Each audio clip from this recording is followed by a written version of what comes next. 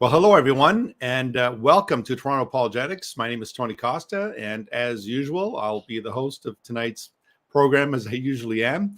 Just want to welcome all of you, wherever you are on God's planet Earth, on this 1st of September, 2022, in the year of our Lord. And so we just want to welcome you on, and we want to encourage you to subscribe to Toronto Apologetics, subscribe and like and share. Our ministry is dedicated to the defense of the Christian gospel and the biblical worldview. And so on our channel, we usually address various topics from the political to the theological to the scientific, philosophical, social justice issues and progressivism and morality and ethics. And so those of you who follow the channel, you will know that we do have a number of different hosts, different guests on to discuss various topics that are related to the Christian worldview and providing answers and tools to those who ask of us about the hope that we have. As 1 Peter 3:15 says, we ought to set apart Christ as Lord in our hearts and always be ready to give an answer to those who ask of us about the hope that we have, and to do that with humility and reverence. So tonight we are going to be talking about a somewhat controversial topic among Christians, and that is the question of the age of the earth.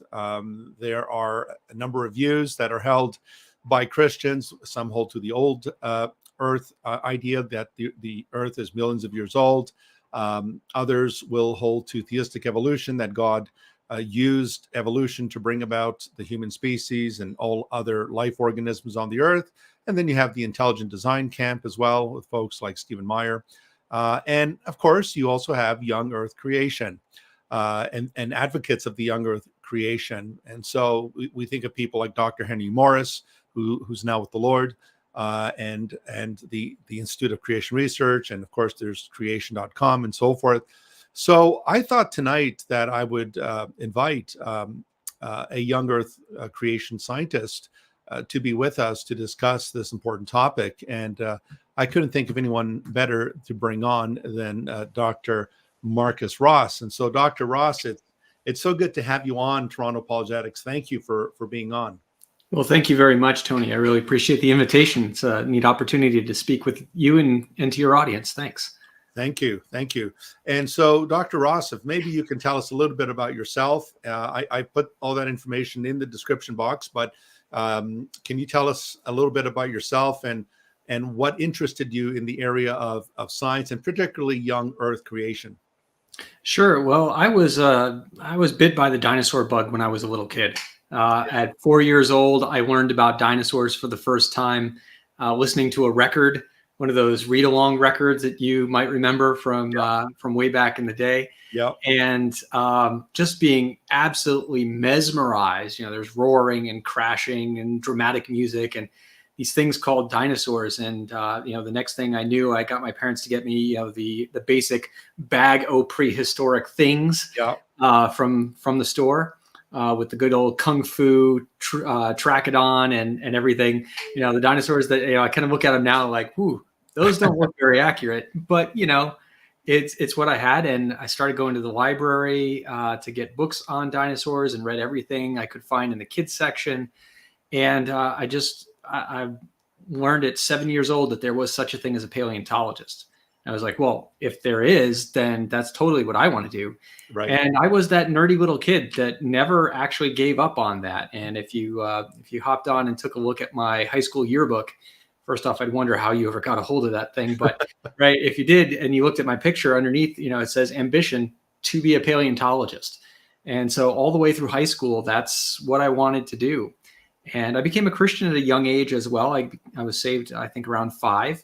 And so actually it was very early on. I remember clearly as young as 9, sitting in the playroom and going, the dinosaur books and the Bible don't seem to be giving me the same picture of Earth history. Dinosaurs, are I'm being told, are millions of years old, and the Bible doesn't seem to have like a whole bunch of millions of years in it. So, what do you do about that? And it tells me, one, I was a weird little kid. But now being a dad and having weird little kids of my own, I realized no, kids try to wrestle with very difficult types of questions at a very young age. They're trying to make sense of the world. I was trying to make sense of the world at age 9. I didn't have the terminology of things like gap theory or day age or progressive creation or theistic evolution or young earth. I didn't have any of those words. And yet at the same time, as early as 9, I was trying to think through what might be the options for me as a believer in Jesus Christ, someone who believes that the Bible is inerrant. What do we do with this tension that seems to exist between some of the science books and some of the biblical statements? And so that set me off on a little bit of a path.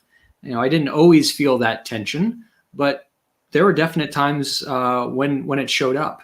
And so creation was an area of interest for me through my high school time. But that was the 80s and it was the early 90s.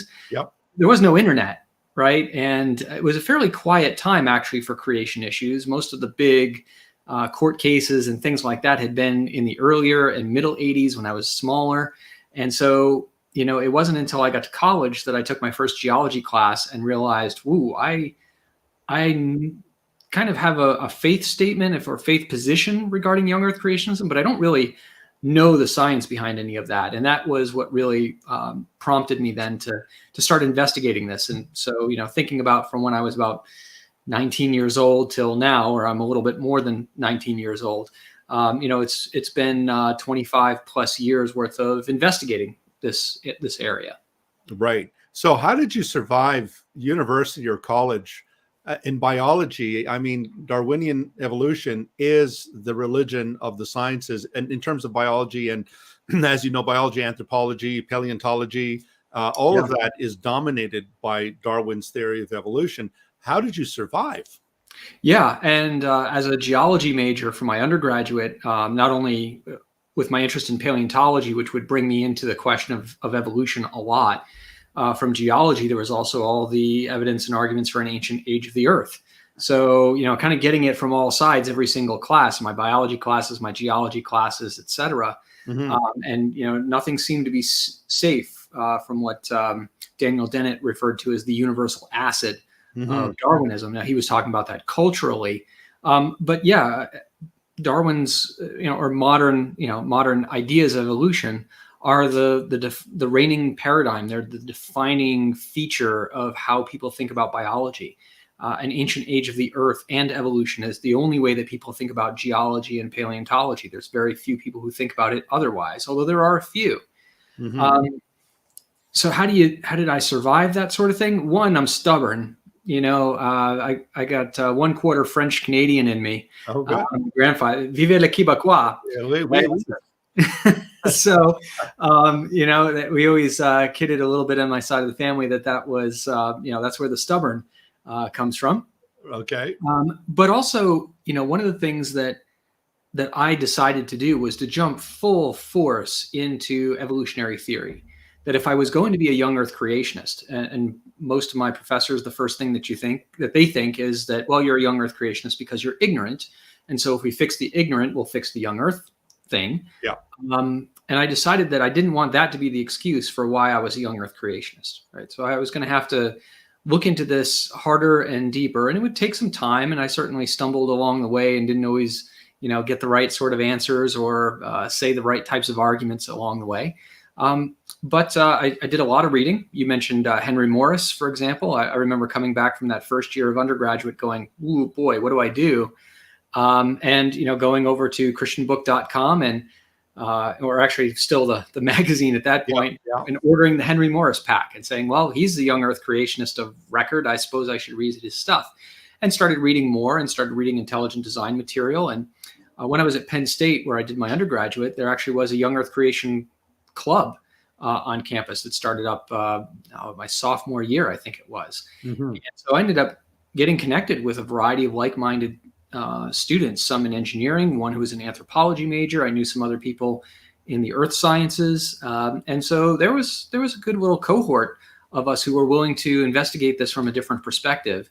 And that afforded a lot of mutual help. And as I continued on in graduate school, I got my master's degree in vertebrate paleontology at the South Dakota School of Mines and Technology. By that time, I was well connected in with young Earth creationists and also a lot of intelligent design folks. Actually, was probably more closely connected to the intelligent design folks at that time. Mm-hmm.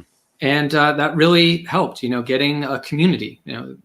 From the beginning, God has been working with people in community. He said, okay, for Abraham, I'm going to make a great nation out of you, not just like a great person. Yeah. You're going to be the father of a great nation. And Israel was to be a light to the nations. And then later on, after Jesus ascended and he sends the Holy Spirit, from that point onward, the church, as an entity, as a body of people in self-support towards the greater glory of God, are to work together to build each other up and to spread the good news. And so, it's perhaps unsurprising then that you find a lot of support when you get yourself into a community of folks. Right. Maybe you can define, Marcus, what paleontology is. So some of our hearers are probably wondering, what is paleontology? Yeah. So paleontology is the study of ancient life. So it comes from the Greek root paleos, means ancient, old, and ology, study. So the study of old things, and in particular, old biology. And my own study was in what's called vertebrate paleontology. So I was studying vertebrate animals, fish, amphibians, reptiles, birds, and mammals. And in particular, I've always liked the lizardy, toothy, reptilian sort of stuff. Always loved the dinosaurs. And for my master's, my Ph.D. work, I spent a good bit of time studying a group of animals called mosasaurs. And if your viewers have watched Jurassic World, that's what I was thinking. Yeah, that's right. You get the mosasaur. That in the movie Jurassic World, they showed Mosasaurus. A little bit larger than in real life by about a factor of 3. Mosasaurs were, however, quite large. The smallest ones were about 10 to 12 feet, and the large ones were 50 feet. So we're talking 17 meters almost for the biggest mosasaurs that we know, Mosasaurus hoffmanni. And that's, a skull that's nearly 2 meters long. It's an impressive animal, very, very impressive animal. And when I got to South Dakota, there wasn't anybody doing any work with dinosaurs. And I kind of looked around and said, well, what else is, kind of scaly, reptilian, big, and toothy, and eats a lot of things. And so I got connected with a mosasaur worker early on, did some other things. And then for my PhD, came back to study those particular animals. Right. Well, while we're on the dinosaurs, you just piqued my interest. So we usually hear the standard narrative is that dinosaurs were 65 million years ago. Humans showed up 1 million years ago. Or hominoids appeared. So, so from a young Earth creation perspective, man lived contemporaneously with these creatures. So, can you maybe talk towards that? Because all we keep hearing is, "Oh no, the dinosaurs were long before Homo sapiens walked the Earth." So maybe if you can touch a little on that. Sure, and from an old Earth perspective, whether you're an old Earth creationist or a theistic evolutionist or a non-theistic evolutionist, you're agnostic or atheistic, those would all be the considered true statements, right? Right. For the young Earth creationist, on the other hand, because we think that the Earth's age is measured only in several thousands of years, and that the days of creation represent days as you and I experience them, more or less. There's a light and a dark period. That is on a rotating Earth, so that gets us the evenings and the mornings. Since the whole world is only 5 days younger or older than Adam, you have a situation in which God creates man, and he on the 6th day, and he creates the beasts of the field and the livestock and the creeping things. And I think dinosaurs probably qualify as beasts of the field. That seems appropriate, kind of beastie things. And so it would be a logical conclusion that humans and dinosaurs would have lived together at the same time. Now, whether they lived together in the same places, that's a different question. We don't know that one way or the other. But we'd be looking at explaining then, why is there this gap, say, between the last of the dinosaurs and the first of the humans? And for young Earth creationists, that's going to come down to when organisms were buried in what particular sequence during Noah's flood. Where do we put the end of Noah's flood in the rock record? And why do people show up later on? So within those, there's a bunch of interesting controversies, even internal to young Earth creationism. We have our own debates and discussions on some of these topics. But pretty much all young Earth creationists are in agreement that that the sediments and the rock layers that have dinosaur fossils were laid down during the flood. Mm-hmm.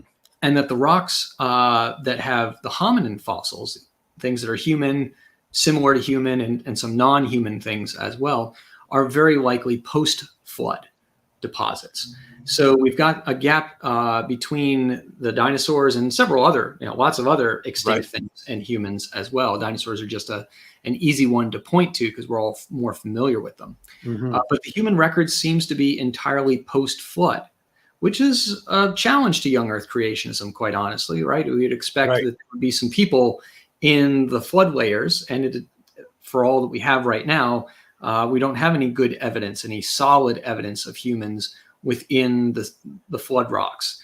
The Bible does mention that in the lead up to the flood, God says, "I will blot out humanity from the face of the earth."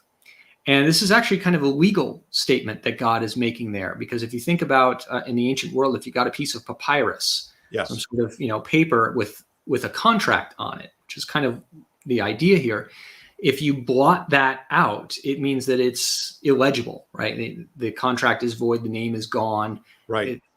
So my good friend Kurt Wise, who's also a young Earth paleontologist, actually has a nice technical article dealing with the concept of blotting out that he wrote with a Hebraist. So getting a geologist and a Hebraist to think together about some issues about that.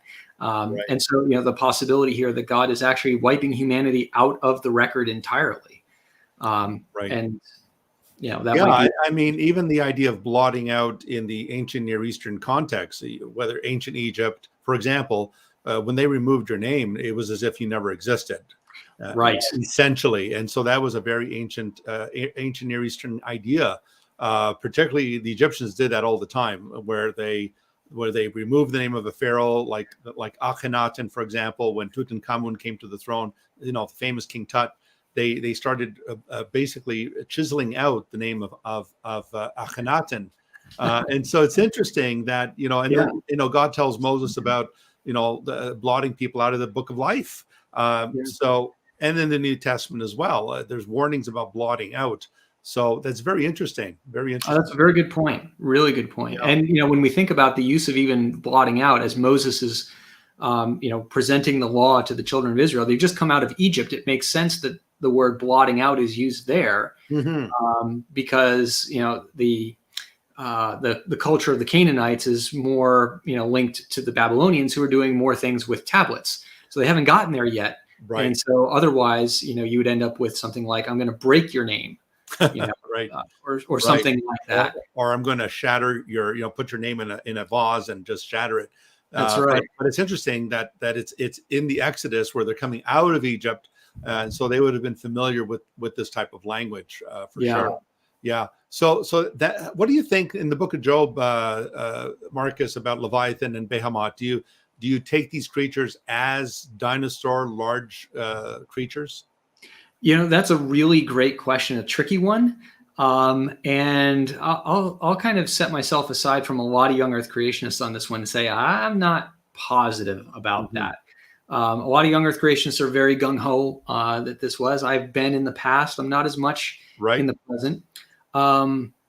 Taking Leviathan and Behemoth as two separate things. First off, with Leviathan, right? So we've got this big aquatic creature with scales. Of course, the descriptions are very evocative. They're very elevated. So I try and tell my students when we go through these passages, you've got to be very careful not to take too much of this very literally, because the intention is to elevate these creatures. And so when it says it's got, smoke coming out of its nostrils, when something like a whale comes up to the surface and blows out, you get this big plume of steam. So, we can deal with flowery language and yet still recognize that we're dealing with real organisms. So when I look at Leviathan, there's not enough detail about the animal itself, I think, for me to make a good case for what it might be, aside from scaly and probably reptilian, because it's breathing air and it's got lots of scales. That could be a giant crocodile. Modern Nile crocodiles can get really large. Ancient crocodiles could get even larger. So, there could be something like that. People have asked me, what about the mosasaurs? Marcus, you studied mosasaurs. Could this be a mosasaur? Well, it could be. But again, I don't really know. I don't have that much to go on for that. Right. Now, the behemoth, on the other hand, has a lot more anatomical detail that might help with this. We know it's a land-dwelling animal that eats plants. Talks about it drinking up the Jordan, right? Because it's just voracious, and it's got this huge body to take. There's the term about its tail swaying like a cedar tree, and if that's a slightly contested area of the passage. There's some question about whether we're reading this right, if we got the right terminology here. Right. But if it is talking about a tail that sways like a cedar tree, a dinosaur actually is one of the few animals in vertebrate history that could make any sense out of this. Right. Dinosaurs had their tails, out level with the ground. And the way that their anatomy works is that the tail muscles connect to the back legs.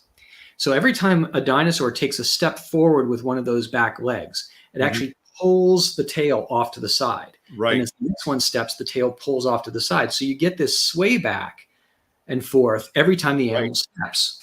So if the tail sways like a cedar tree is correct, then there's really not many other animals besides some form of dinosaur that makes sense of this. There's nothing in mammals, not even close, nothing at all. So those footnotes in the Bible of, maybe an elephant or a hippo or something like. No. Yeah.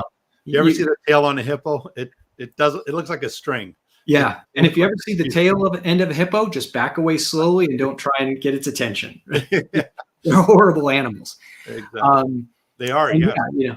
And an elephant, it's a troll doll on the end of a rope. It's just, this cool little poof on this little tail. Yeah. But with dinosaurs, it's substantial. It's big, it's thick, it's muscular. It would look like a swaying tree. Right. Now there have been other translations of what that is. Some say that it's actually not so much a tree; it's a euphemism for another male member of the animal, and that is swaying like a cedar tree. In which case, it's talking about its manly might.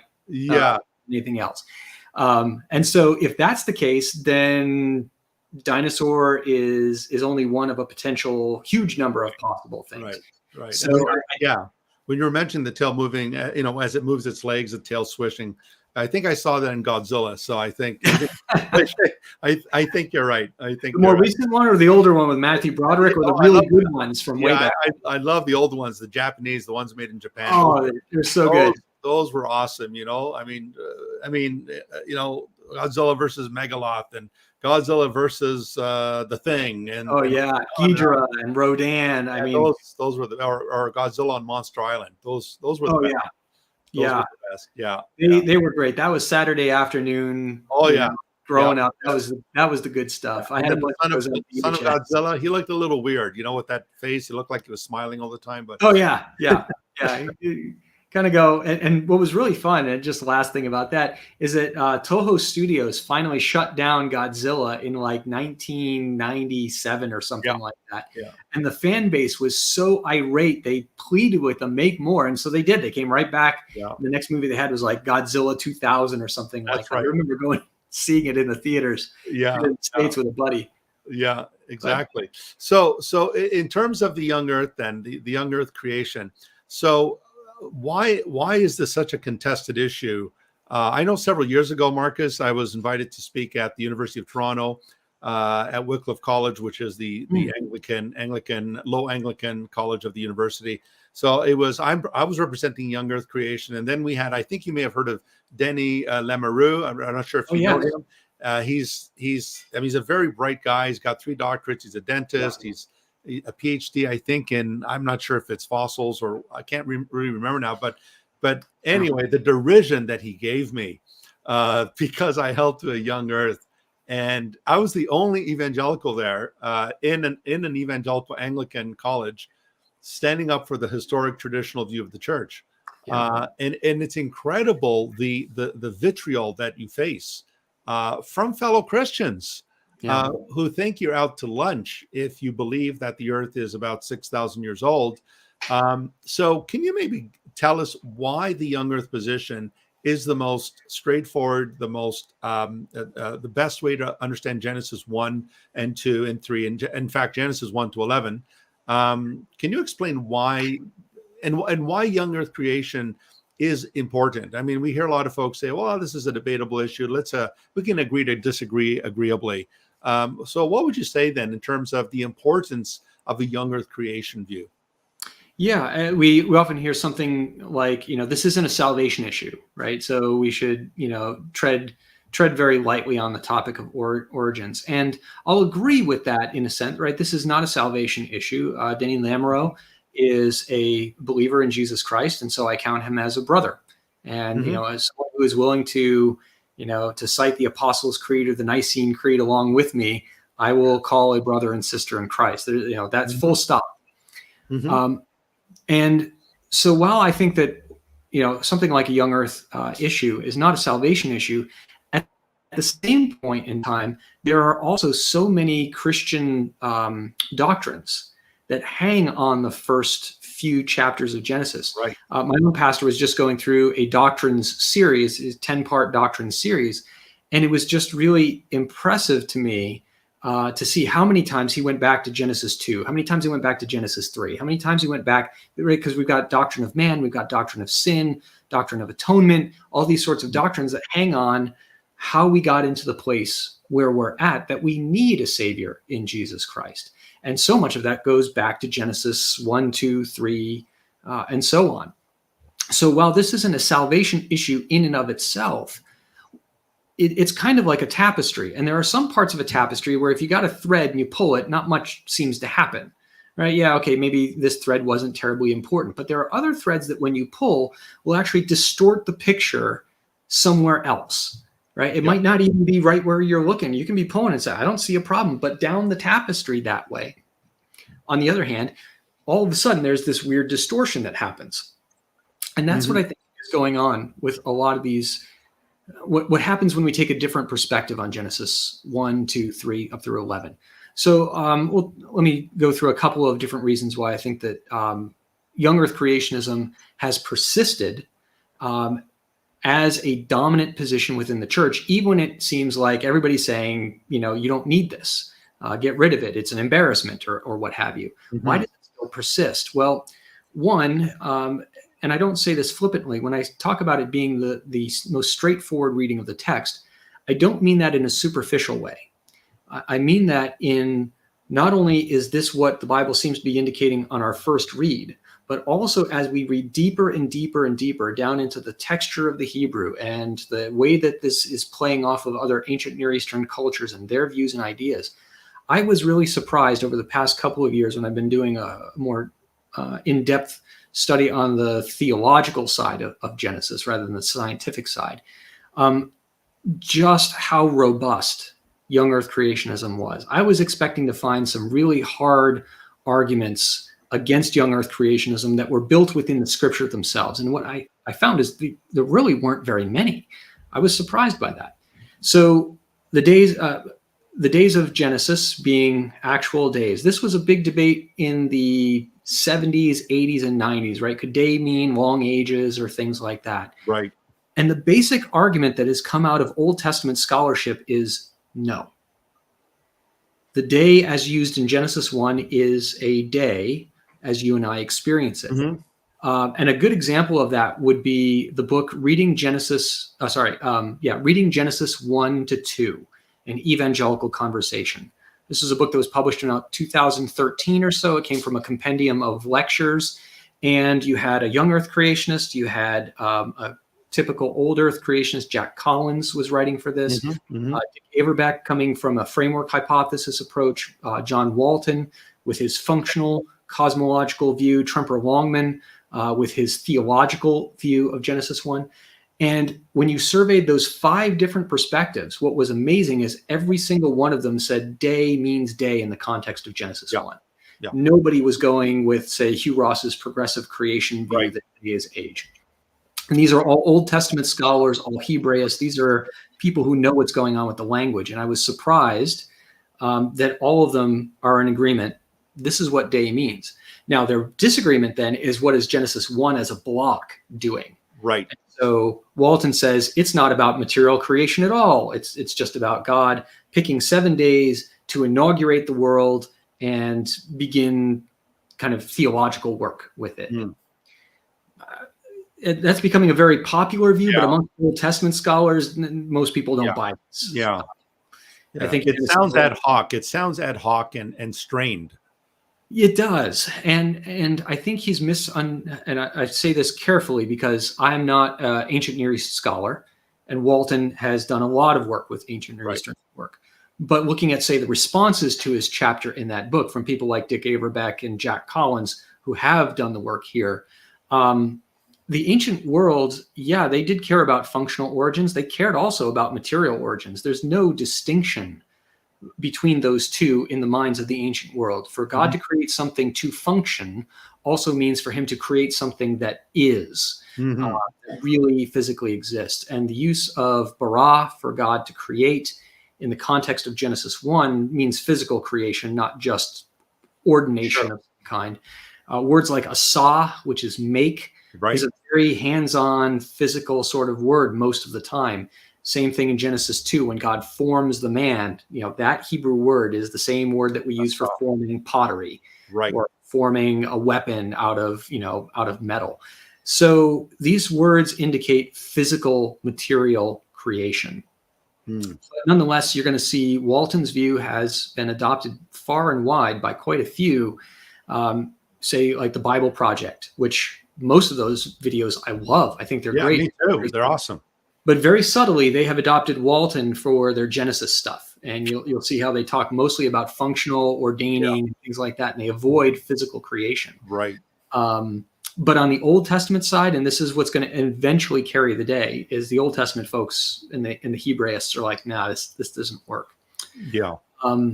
So the days in Genesis, I think, look like a calendar week. You drill down into them, they still operate as a calendar week. So far, we've had a revolving carousel between day, age, and gap theory, framework hypothesis, and now a variety of other views that are popping up to try and see if there's a different way to read the text. And the one constant that's been throughout the whole time of church history has been young Earth creationism in a calendar week approach. Now, also going way back in history is an allegorical view of Genesis 1. So, with my hat tipped particularly to our Catholic brothers and sisters who are like, hey, wait a minute, don't forget Augustine. Don't forget Augustine. But the thing that we have to remember, too, about even Augustine's views and origins and going back before them to Philo, is that they were heavily influenced by Greek philosophical ideas. Right. They seem to be reading a lot of that into the text. When you read the text on its own, that allegorism doesn't jump out like a lot of allegorist readers had done. And that's why the Reformation kicked so hard against that. Right. And even the Jesuits, the Jesuit Catholics during the same period, in the Counter-Reformation, they looked at Genesis as well. And they're like, the allegories have got to stop. This is actual week. And so as we take a look at, anytime anybody in the Reformation talked about this stuff, they talked about it as a regular week. Because they were going back to the text and trying to strip away these externalities that were causing us to read the text in a different way. Right. And so that allegorical approach, of course, Origen made that very famous. The father of allegory, and of course, the problem with that is that, as you said, you start adding so much more into the scriptures. It becomes an effort of exegesis rather than exegesis. And with the reformers, the whole idea was the sensus plenior, the plain reading of the text. Let's get back to the plain reading. And so with Genesis 1, you're absolutely right that the word yom for day is followed with the numbers. So yom echad, yom sheni, day 1, day 2, day 3, and so forth. And then there's that repetition. It was evening and it was morning, right? Erev and Boker, one day, Erev and Boker, day 2. And so, it's interesting because, that's how our Jewish friends count the day, is from evening and morning. It's, in other words, the day begins at sundown. And that's why the Sabbath is Friday night and ends on Saturday night, which is the beginning of the first day. So that language in Genesis that goes all the way back to the first day of creation, because I was reading an essay by John Day in a recent book. He's a British theologian. Day, yes. Guy. And I mean, he's a documentary hypothesis guy. He doesn't believe in inerrancy or mosaic authorship or anything like that. But one of the things that he was doing in this first chapter of his new book that came out this year is he was hitting hard on the idea that a lot of American evangelicals have, that the first day actually begins on verse 3, right, when God says, "Let there be light," because all the other days start on God said. So there's this push in American theology to say that the first day doesn't start until verse 3. Right. And Day comes in, he's like, no, it doesn't work that way. He says the fact that God first creates the heavens and the earth is in darkness at the beginning, sets up the fact that there is evening and morning, because first you have darkness and then God says, "Let there be light." And so he actually has this neat little structural argument that the whole reason it's evening and morning is because you're starting with dark and then you have light. Right. Rather than God starting on a point where there is light. And then you can say the evening and morning, that's like God resting overnight or something like that. Right. And that's what I took away from John Day's book as well. I think, is that the one on his most recent book you're referring to? Yes. I'm trying to think, from Creation to Babel. From Genesis to Babel or something like that. Yeah, he's got from Creation to Babel, and then he's got another book called From Adam to Abraham. I can't remember which title it was. Yeah, I think it's Genesis to Babel or Babel. But he does make that argument, and of course, even other scholars like I think James Barr himself admitted that the original author. I mean, I don't think Barr holds to Mosaic authorship, but he at least acknowledges that the author expected his hearers to take this literally.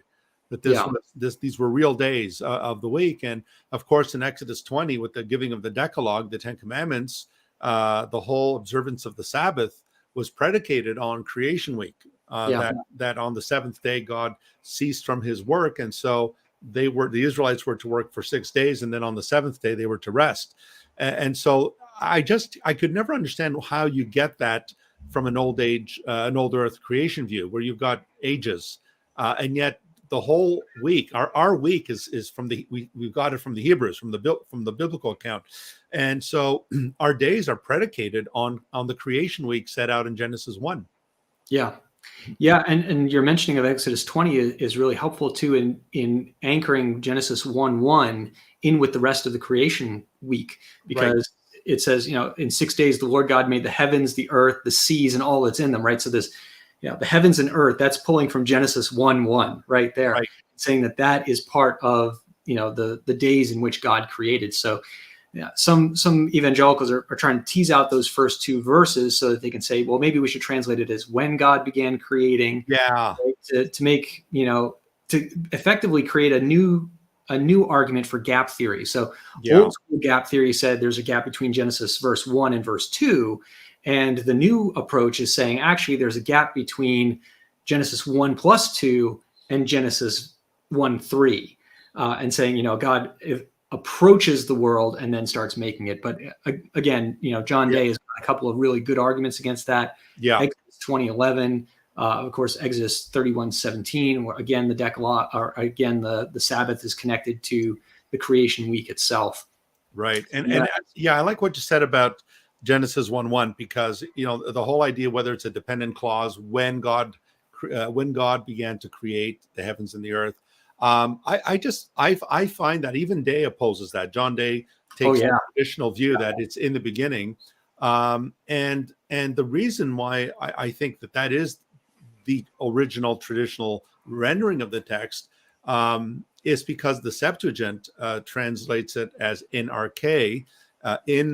There's no definite article there, but NRK, and it's repeated in John 1:1, where John says, NRK hein ho logos, in the beginning was the Word, and the Word was with God, and the Word was God. And so when you look at the Septuagint and even the Targums, the Aramaic paraphrases, they all seem to support the traditional reading that this is in the beginning God created. Yeah, that is a key argument. It was one that thankfully closed out a debate that I had a couple of weeks ago with Mike Jones. Yes. And the last question dealt with we had been sparring over the translation of Genesis 1:1 for quite a while. we finally hit this, and somebody had mentioned the Septuagint, and it's great because the Septuagint, like I said, starts off NRK, and the second verse in the Septuagint shows its dependence on the first. When we translate it into English, it was, yet the earth was without form and void. And so the Septuagint translators were clearly telegraphing that verse 1 is the dependent clause. Right. In the beginning, God created the heavens and the earth, yet the earth was without form and void. And in English, we translate it usually as now, because it's, it's a vav. Sure. Or it might not be a vav there, but another one. I'm not the Hebraist. I think you're right. I mean, I have a Hebrew Bible here, but I think it is a vav consecutive, that it's and it just continues the thought. Right. Yeah. Right. And noting, as you did, that John begins his gospel this way is key, because John begins his gospel following the Septuagint there very precisely. And so you don't want to start off with when the word began. Right. That's going to mess up your Christology in a big time. You might as well just hang it up and become a Jehovah's Witness. Yeah, now. I think that was Arian's translation of the New Testament. That would have been Arius's favorite translation. I'm just double checking here. Yeah, it is. It's a vav there. So, okay. Yeah, got the Hebrew text here, right here. So yeah, just backing it up there, backing you up there, Marcus. You're absolutely right. So Marcus, let's talk about the so-called and we hear this all the time. And Michael Jones brought this up to you during your debate with him a couple of weeks ago in Houston. It was in Houston, Texas, I believe it was. Yes. Yeah.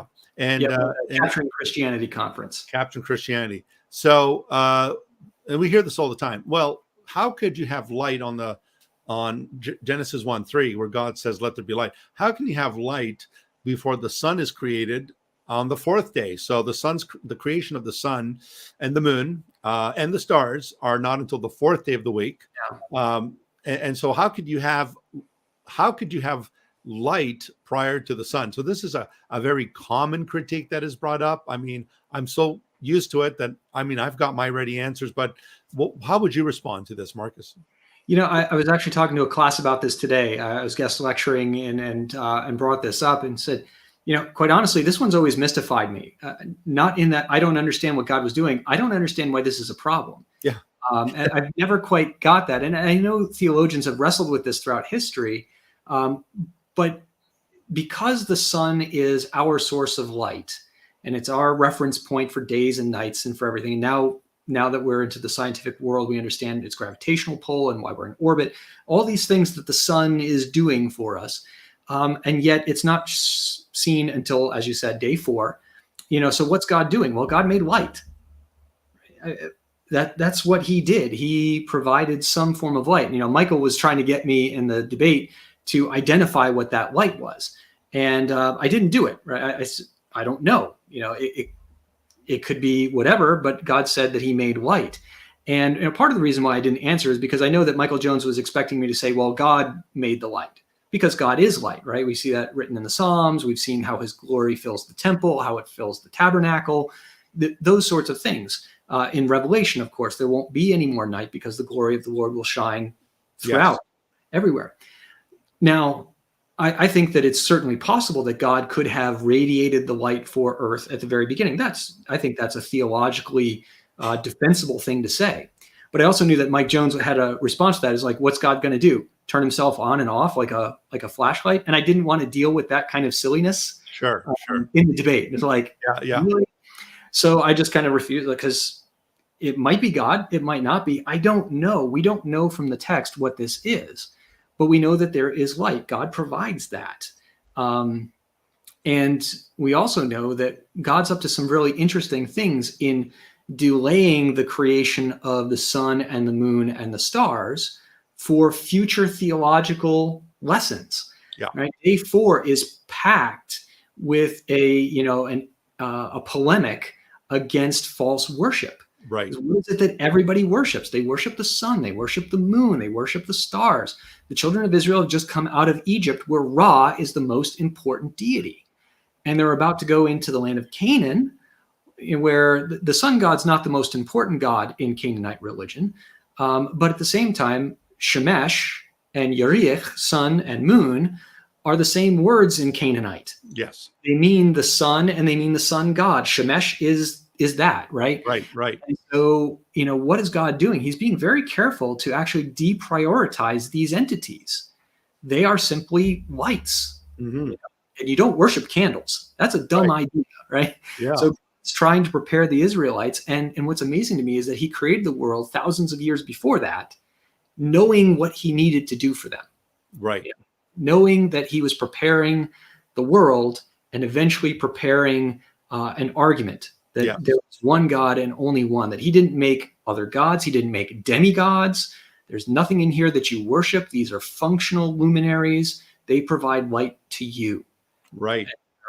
Because I'm good. Right? Exactly. Because I will take your needs. Yeah. So that's my short answer on that one.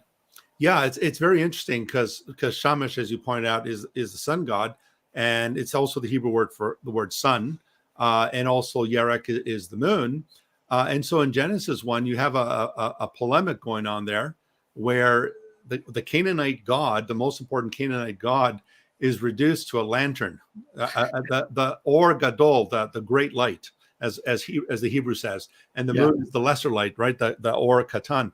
So it's interesting how, the imagine a Canaanite reading that, or a Babylonian reading Genesis 1 and thinking, what? I mean, our God is a lamp in the heavens. He's a light, like a source of light for the earth. Yeah. God just hung this thing up. I'm not even going to bother saying the name. Yeah. Which is a deprioritization. Yeah. By refusing to name, like the example of blotting out, you don't exist. Yeah. God's like, you don't even exist. I put a light up there. Yeah. And the interesting thing too, Marcus, is that in the Babylonian Canaanite religion, they worship the sun, they worship the moon, they worship the stars.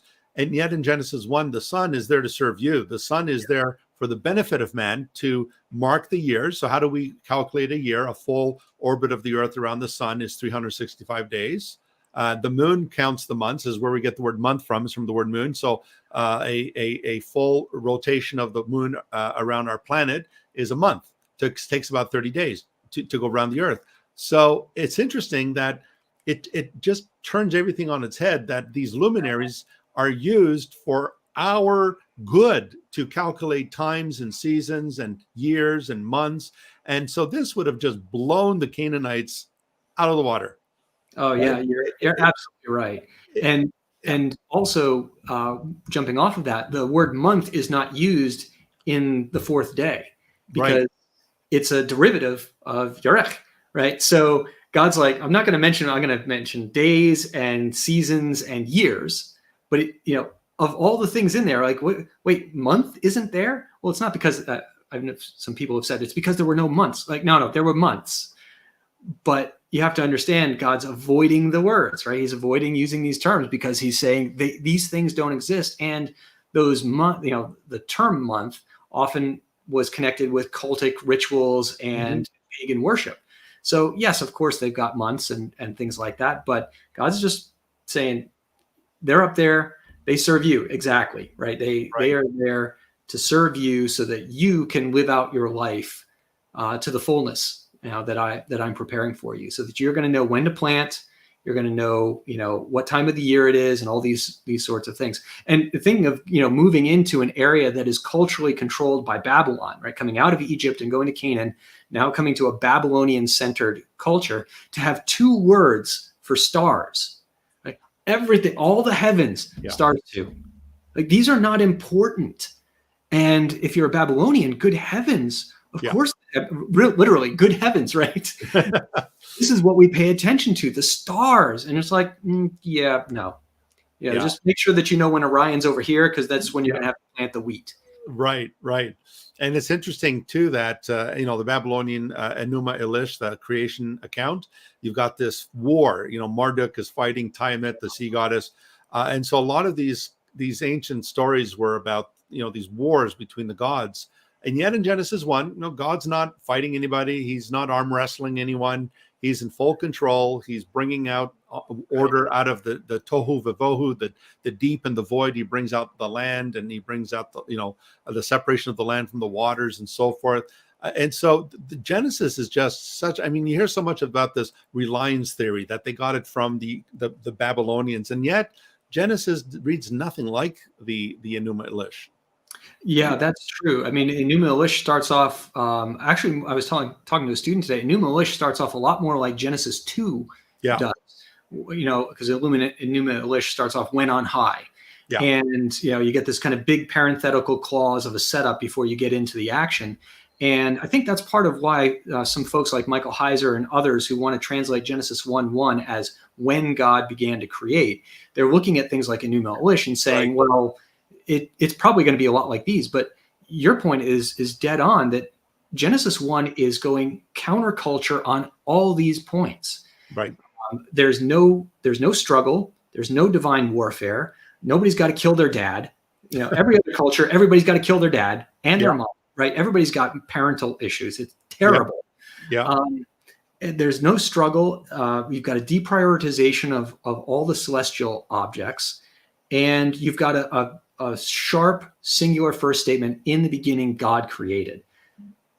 You're telling me that the matter of the earth is not eternal? I mean, all of these points just would blow everybody away. And it just, no, you guys are just all wrong, right? We know what's right. Even the Egyptians know what's right.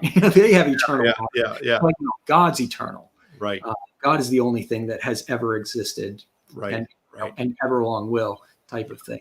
Yeah. And those who hold to the dependent clause too, Marcus, also they push back against the creatio ex nihilo, the idea of creation out of nothing, which even Heiser says, no, I believe in creation out of nothing, but he's not in Genesis 1. Yeah, but he's trying to depend, base it on the Enuma Elish. But I take the word bara in Genesis 1:1, which is applied to God, specifically to God. I take that as a clear indication that this is clearly there was no matter at one time. There was no earth, and now there is. And so God brings, as Hebrews 11 says, that he calls the things, or Romans 4:17, he calls the things that are not as though they were, and that everything that we see was made from that which is unseen. So I think there's a very good case for creation ex nihilo. Yeah, I think so. I mean, is the doctrine fully formed in Genesis 1:1? No. But it's certainly, it's certainly there. It's there in its initial standpoint, but the initial standpoint is about God, and that this is the beginning. He has done this, and we can go through the intertestamental period, right? Second Temple Judaism, and see people, making this claim of creation ex nihilo very clearly. Yeah. So it's something that just like shows up in the New Testament, in Hebrews or in other aspects, and we have to read it back into Genesis. It's obvious that Jewish scholars saw that in the text. Absolutely. You had asked about, why is it that Genesis is so important? I mean, when it comes down to, the big keys for Genesis 1, pretty much all Christians agree, God is the ultimate source of the universe and those sorts of things. When we come into Genesis 2 and we get to the creation of Adam and Eve and then the fall in chapter 3, that's where we're starting to see a lot more, a lot of interesting things going on today. I mean, we've had our differences about Genesis 1 for a while, but, as we've been talking, that the text seems to indicate a week and an actual week that's going on here. More recently, we've seen a lot of evangelical Christians start to question the existence of Adam, and that's a very recent phenomenon. Yeah. That's really only 10, 12, 15 years old at the most now. That we've had rumblings, really ever since Francis Collins writing The Language of God, in which he, as a well-known and scientifically, top shelf Christian, says, I think evolution. And so I think he provided, in a sense, a lot of cover for people to come out and start saying, I've been thinking the same thing. I think we need to reimagine the way that we think about Adam and Eve, because if humans evolved out of a big population, then there never was a single Adam and Eve from which everybody came. And that's been the official position of, say, Biologos, the Theistic evolution advocacy group.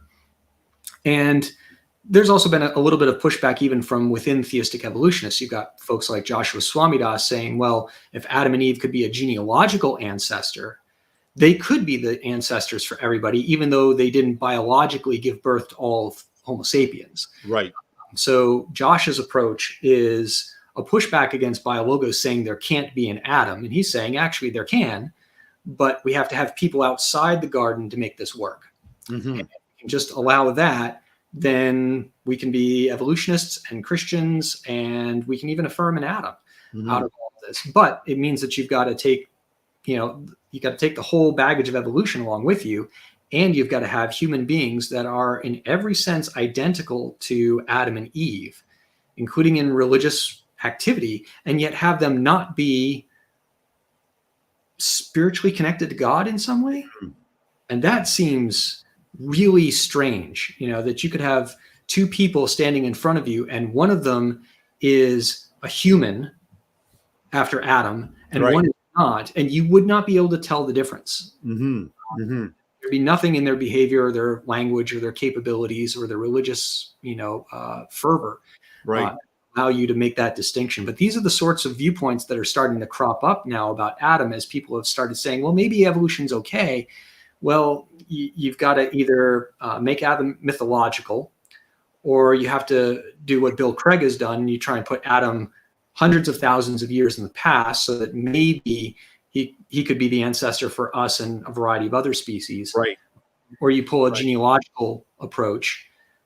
Or really what I'm finding is that basically young earth creationism, I would say within the next 10 years, young earth creationism will be the only Christian perspective on origins that will be holding to a singular origin of humanity in Adam and Eve.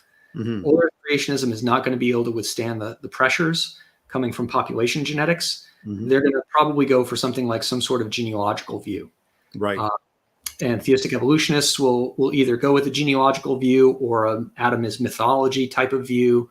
And that's kind of where it's going to shake out. And it's really strange to think that after, this many thousands of years, large numbers of Christians will abandon an Adam unless young earth creationism can make a much stronger and more concerted effort to penetrate into these areas. And that's certainly a place that I hope to be able to work on. And I've got some good friends that we're trying to move in these areas and make a better case for young earth creationism than has frequently been made, at least at the academic level. Right. And I mean, there's so many problems with that view that Adam just came along later. He was, he was a, I guess, an Adam come lately, I guess. And the problem with that, it's chock full of problems, because according to Genesis, there is no record of death existing until after the fall. And the New Testament seems to indicate that death came into the world by Adam's disobedience and that it passed to his progeny.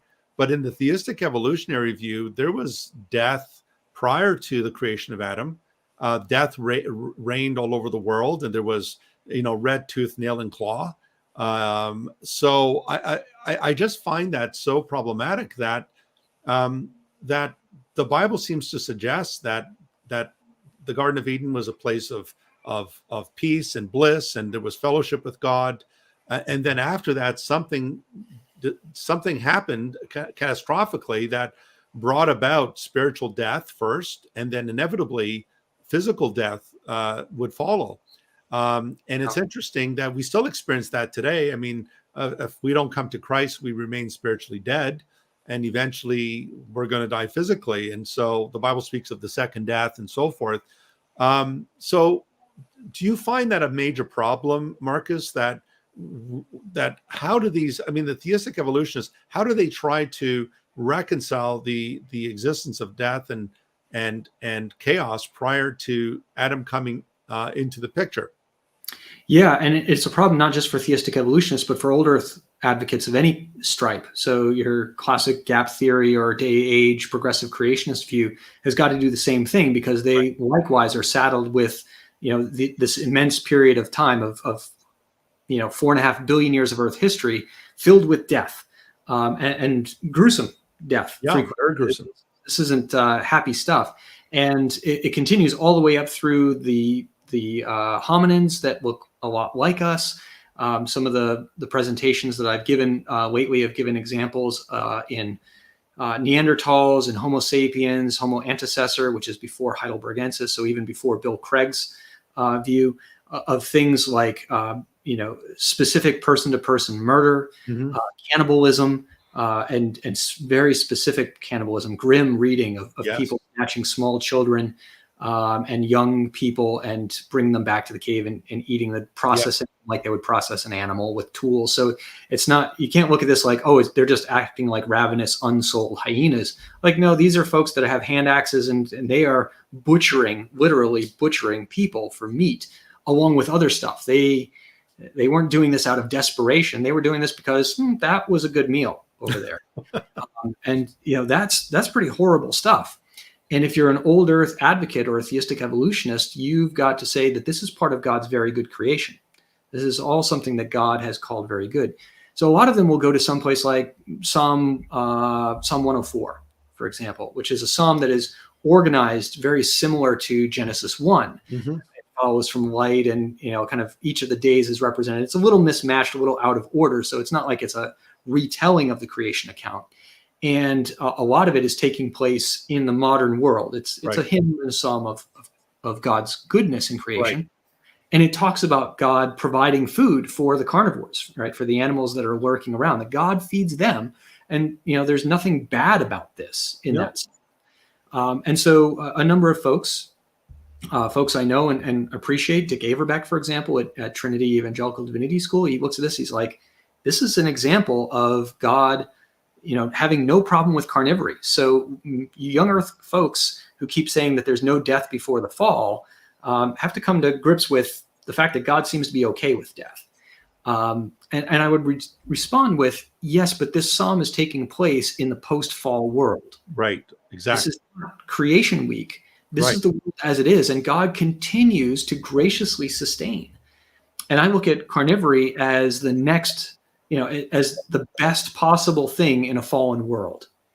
When you've got a world in which selfishness, right, basically has come about. Humans were selfish. They wanted to do things their own way. They've lost control and dominion over the world. Animals are changed. We don't know what the extent of all that change is, but we know that the serpent was cursed.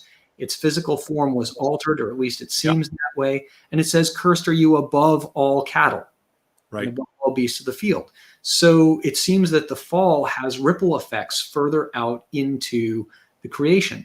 Romans 8 makes this very, very clear, that the whole creation is groaning. And in that passage of Romans 8:22 on, in chapter 8, there are tons of allusions to Genesis chapter 3.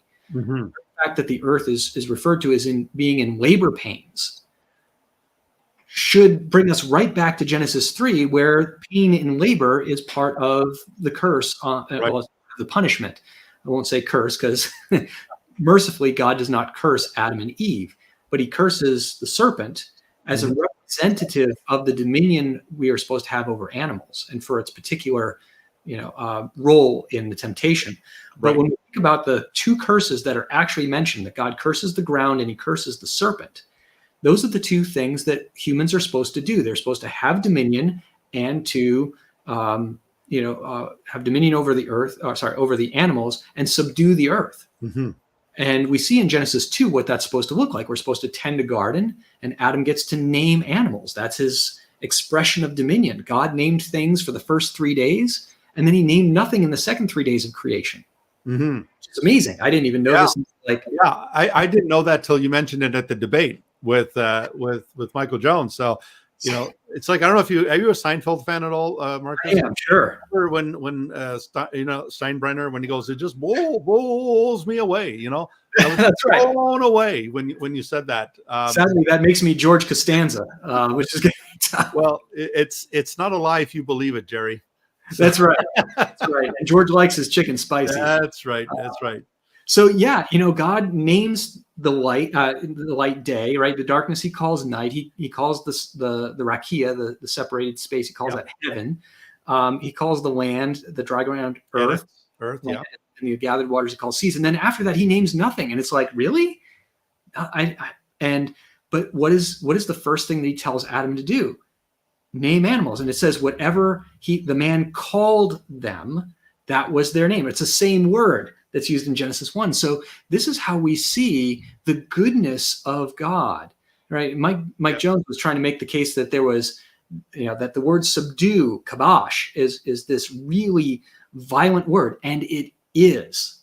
There's no getting around this. In the Hebrew, kabosh is harsh. It's tough. But my argument in the debate was that God is actually turning this term on its head in Genesis 1, because he's saying that you're going to be able to subdue, to control the earth. And then as we see, how does that work out? Well, it works by tending a garden. It works by naming animals, by having dominion and control over them. It doesn't mean that there's struggle. Mm-hmm. Show me anywhere in Genesis 1 where there's struggle. Mm-hmm. Show me anywhere in Genesis 2 where there is struggle. There's none. It's not Genesis 3 that we have a struggle and we fail. Yeah, it's interesting, Marcus, because, the word where it says that the man was to tend the garden and guard it, it's the Hebrew word shamar.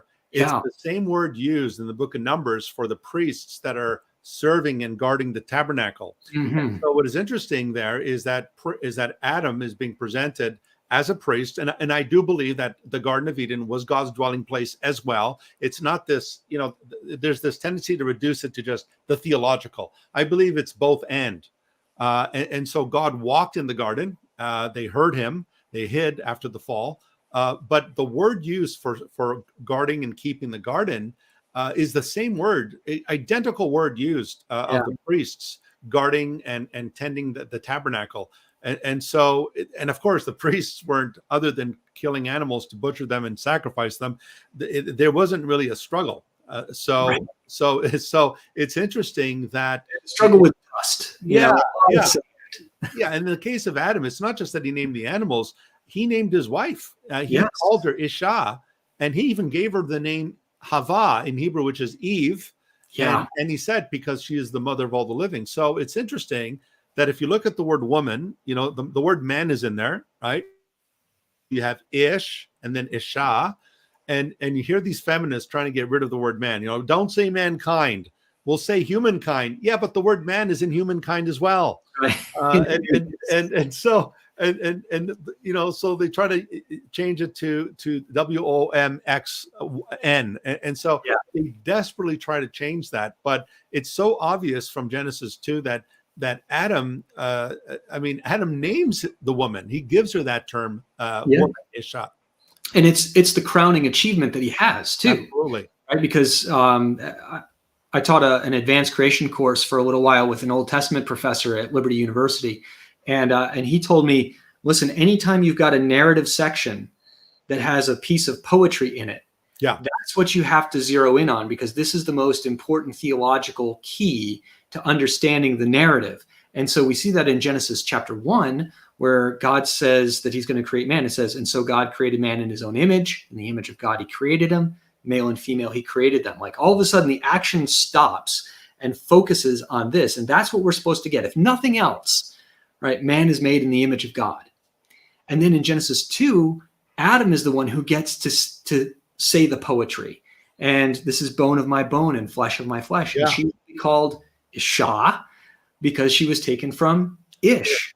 Yeah. And so what are we supposed to get out of this? Man and woman are a complement. And exactly. And then we get Moses's parenthetical statement at the end of like, and this is why marriage works, guys. Exactly. This is what it's supposed to be. Yeah, I remember preaching. Sorry, go ahead, Marcus. Sorry, I interrupted you. No, you mentioned him getting to name her again later, Eve, as the mother of all living. And that's really important, again, for us thinking about Adam and Eve as the first of all humankind. When it says in Genesis 2 that there was no man to till the ground, this is a universal negation. Yeah. We're not in Eden. We're not in the garden yet. We are actually in, there's no geographic referent here at all. Right. So there's no people of any kind. At the end, we've got man and woman. And then Eve is the mother of all living. She's the mother of everybody who comes after that. Right. And that's so important. That is so important, Marcus, what you just really said. Is. Because she is the mother of all the living, not one of the descendant of this hominoid race of creatures roaming the earth. Right. And then I think you said about the man, there was no man to till the ground in Genesis 2. And so that's also interesting because it clearly says there was no man. Yeah. But according to the theistic evolutionary view, there were hominoids around prior to Adam. Yeah. And so I think the Hebrew there is quite clear that this is the first man. In fact, that's what the Bible calls Adam, the first man. Yeah. Was made of the earth. The second man is from heaven. Right. And he's a type of the one who's to come. I also find it interesting, Marcus, that I've always wondered why it is that humans are the only creatures that clothe themselves. All other animals, I mean, the birds have feathers, dogs and cats, they have fur, and fish have scales, and so forth and so on. But humans are the only creatures that clothe themselves. And why is that? I mean, from an evolutionary point of view, I mean, if you're a naturalist, you got nudity colonies in certain parts of the world. But it's interesting that Genesis is the only text in my mind that seems to explain why it is that we cover ourselves. Yeah, that's a good question. I don't know. I think there might be some Greek texts that do that because I think in Deucalion, perhaps. Yeah. They might talk about that because in those texts, just like in some of the other ancient Near Eastern texts, like the gods try to wipe out humanity time and time again because they're annoyed with them. They're too noisy. They're keeping annoying. them up at night. They're partying. Right. All these lovely reasons to kill off everybody. It's like, I can't sleep. Yeah. I think in Deucalion, they mention early on that human beings were basically mindless and didn't even clothe themselves. And so, at some point, the gods bequeath them with the sense to put on clothing. But, that's going to be very late on. That's actually going to be long after Genesis is written that we have anything like that. So I don't think that we have any contemporary stuff in the ancient Near East that looks anything like that at all. Right. Human beings and most of the other ancient Near Eastern things, when they're finally made, are just, they're castaway bits and pieces of stuff. Oh, we're going to make people because we need somebody to do all the work of feeding us. Yeah. Human beings are a very inglorious creation. We're usually made with blood or semen or, the guts of some slain deity. Yeah. And, you kind of look at that and you're like, woof, this is, again, in great contrast, the way that we see how humans are presented in Genesis. We are given the image of God. Yeah. Everyone. That's only the kings and the pharaohs were presented as being in the image of the gods, and God democratizes that. Not to be too 21st century on it, but he does. He takes that image and he says, every one of you has my image, right? And uses that later on as a justification for not murdering people. Right after the flood, in God's speech to Noah, he says, if a man kills another man, then by another man will his blood be shed, because man is made in the image of God. You don't snuff out the image of God. That is a huge no-no. Right. Thinking back to Eve and Adam as the first people, I'll just make a mention of this because as I've had a couple of interactions with Josh Swamidas in debates and sit-down talks, and we've been at a lot of events, and so we've spent a lot of time together. I've heard him say this a couple of times, and that is in Genesis 2, God makes Eve for Adam, not because there's no women around, but because there's nobody for Adam. Right. And that's, he said, for myself, I didn't get married till I was 35. I know what it's like for there to be a lot of women, and yet there's no women around. Yeah. So he uses that kind of familiar example to say that there could be no woman for Adam while there's still people somewhere outside of the garden. But again, going back first off to there's no man to till the ground. That's not a geographic reference. That's a global reference. Right. And that Eve becoming the mother of all living means all living humans, right? The clear implication of the text here is about humanity. So trying to read these texts, and it's funny because young earth creationists are usually the ones who are accused of reading the text hyper literally or literalistically. I don't like that term because it's just always ever used as a pejorative. Right. But what I find interesting is that there's a lot of folks on the theistic evolution side who will read a text in some sort of strange literal fashion so that they can import a different idea. Mm-hmm. So Josh does that. He's like, listen, there's nobody there's no woman, there's no match for him right there. Like, where are you getting that? Well, it doesn't say, there was no woman anywhere on earth. And because it doesn't say there's no women anywhere on earth, I can be justified in saying that there could be other women out there. and I'm seeing this from guys like Josh Swamidass, Andrew Loke, who's got a new book on human origins as well.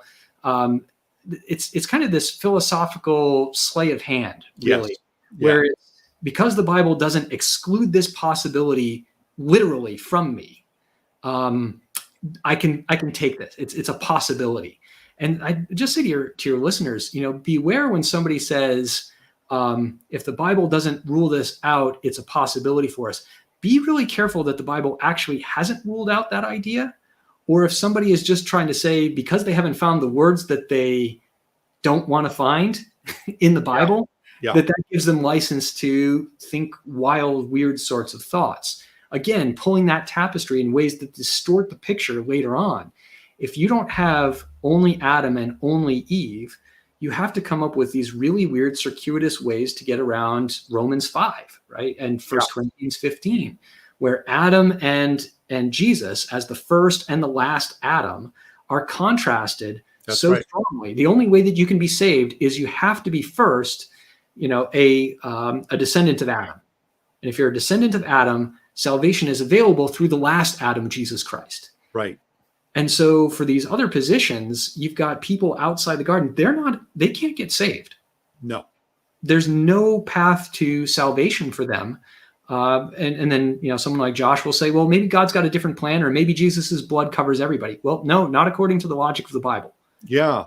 Yeah. Even Bill Craig has even said weird things such as, well, and there may be another parallel universe where someone like Jesus Christ has paid for the sins of these other beings. And I'm thinking, oh my heaven, now we're getting to all these possible worlds, and it really begins to stretch credulity when you really think about it. And if we apply Occam's razor, we just get rid of all these multiple attempts to explain things, when we should just go with the most straightforward, simple answer. Yeah. And so it just seems to me that they create a hydra of many heads, and we're too busy trying to cut these heads off and get back to the original source. So I mean, when we read the creation of Eve, I've joked with my students that Adam was the first rapper in the Bible, because when he sees her, I mean, he breaks out into a rap song. This is not bone of my bone and flesh of my flesh, and she shall be called woman, for she was taken out of man. But it is, like you said, it's poetic, and this is flesh of my flesh, bone of my bone, and she was a corresponding partner. That it's not good for the man to be alone. Well, why would he say it's not good for the man to be alone when you got all these other women, outside in the garden? It's obvious that there was no corresponding helpmeet for man, and that God, he performs the first surgery in the Bible. He puts Adam into an anesthesia, a deep sleep, opens up the side, takes what is called a rib or a side, something from the side, and then he makes a woman, and then he closes it. So I mean, you get the first surgeon, the great physician is performing the first surgery here. And I don't know if you've noticed this, Marcus, but there's a clear parallel with, the piercing of the side of Jesus. So the last Adam, he goes into a deep sleep. We call that death. And the Bible refers to death as sleep as well. I mean, in a metaphorical sense. And so the last Adam has his side opened, and it is from the blood and the water that issues forth. It's by his blood that he purchases his bride. His bride is purchased by his blood. Yeah. And so you see this powerful, I mean, Matthew Henry notes this, and a couple of others, but you see this powerful imagery between the last Adam and the first Adam.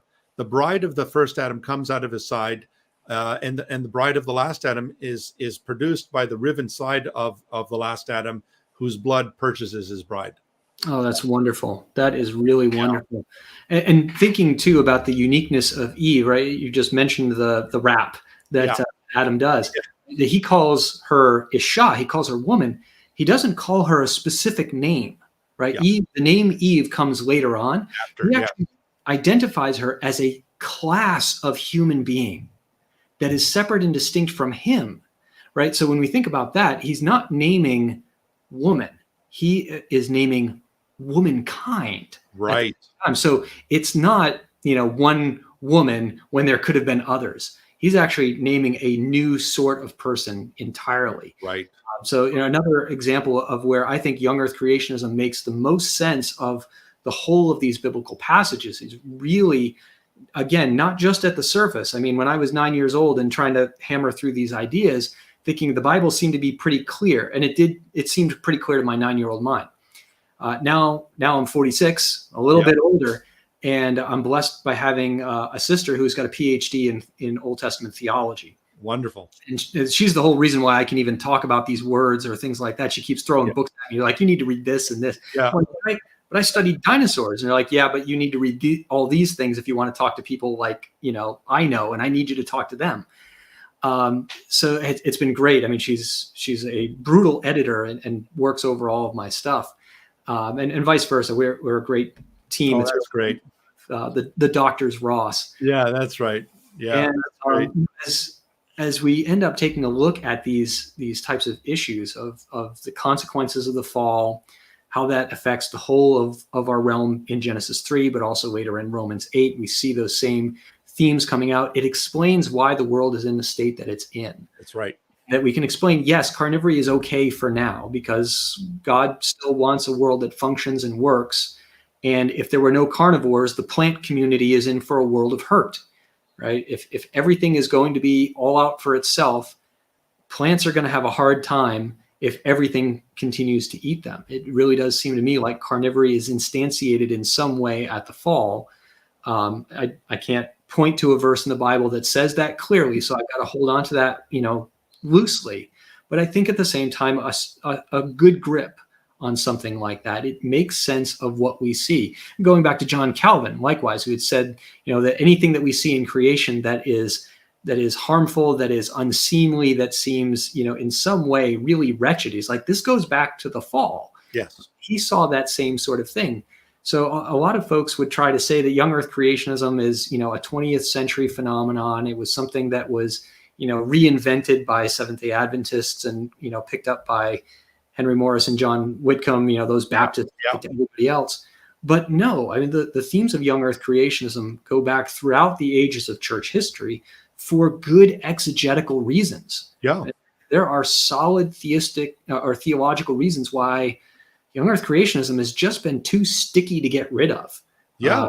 As much as that panel that you got to sit on, yeah, they watch you and go, what are you still doing here? Like, well, God's word seems to make this one pretty clear. Yeah.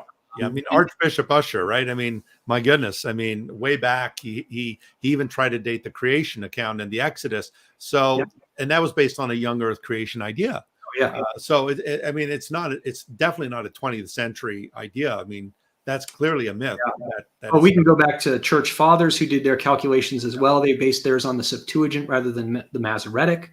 There was all sorts of messianic prophecy that was thought to be connected between the days of Genesis and 1,000-year blocks of time in which Messiah would come. When you were using the Septuagint, Jesus fit into that. I mean, I'm not saying that was correct, but nonetheless, there was a lot of messianic expectations based on looking at that. And even Origen, right? The classic example of the allegorist position. He even wrote and said that he was writing against Greeks who were saying that matter was eternal. And he said, we know from the Holy Scriptures that the world is not yet 10,000 years old.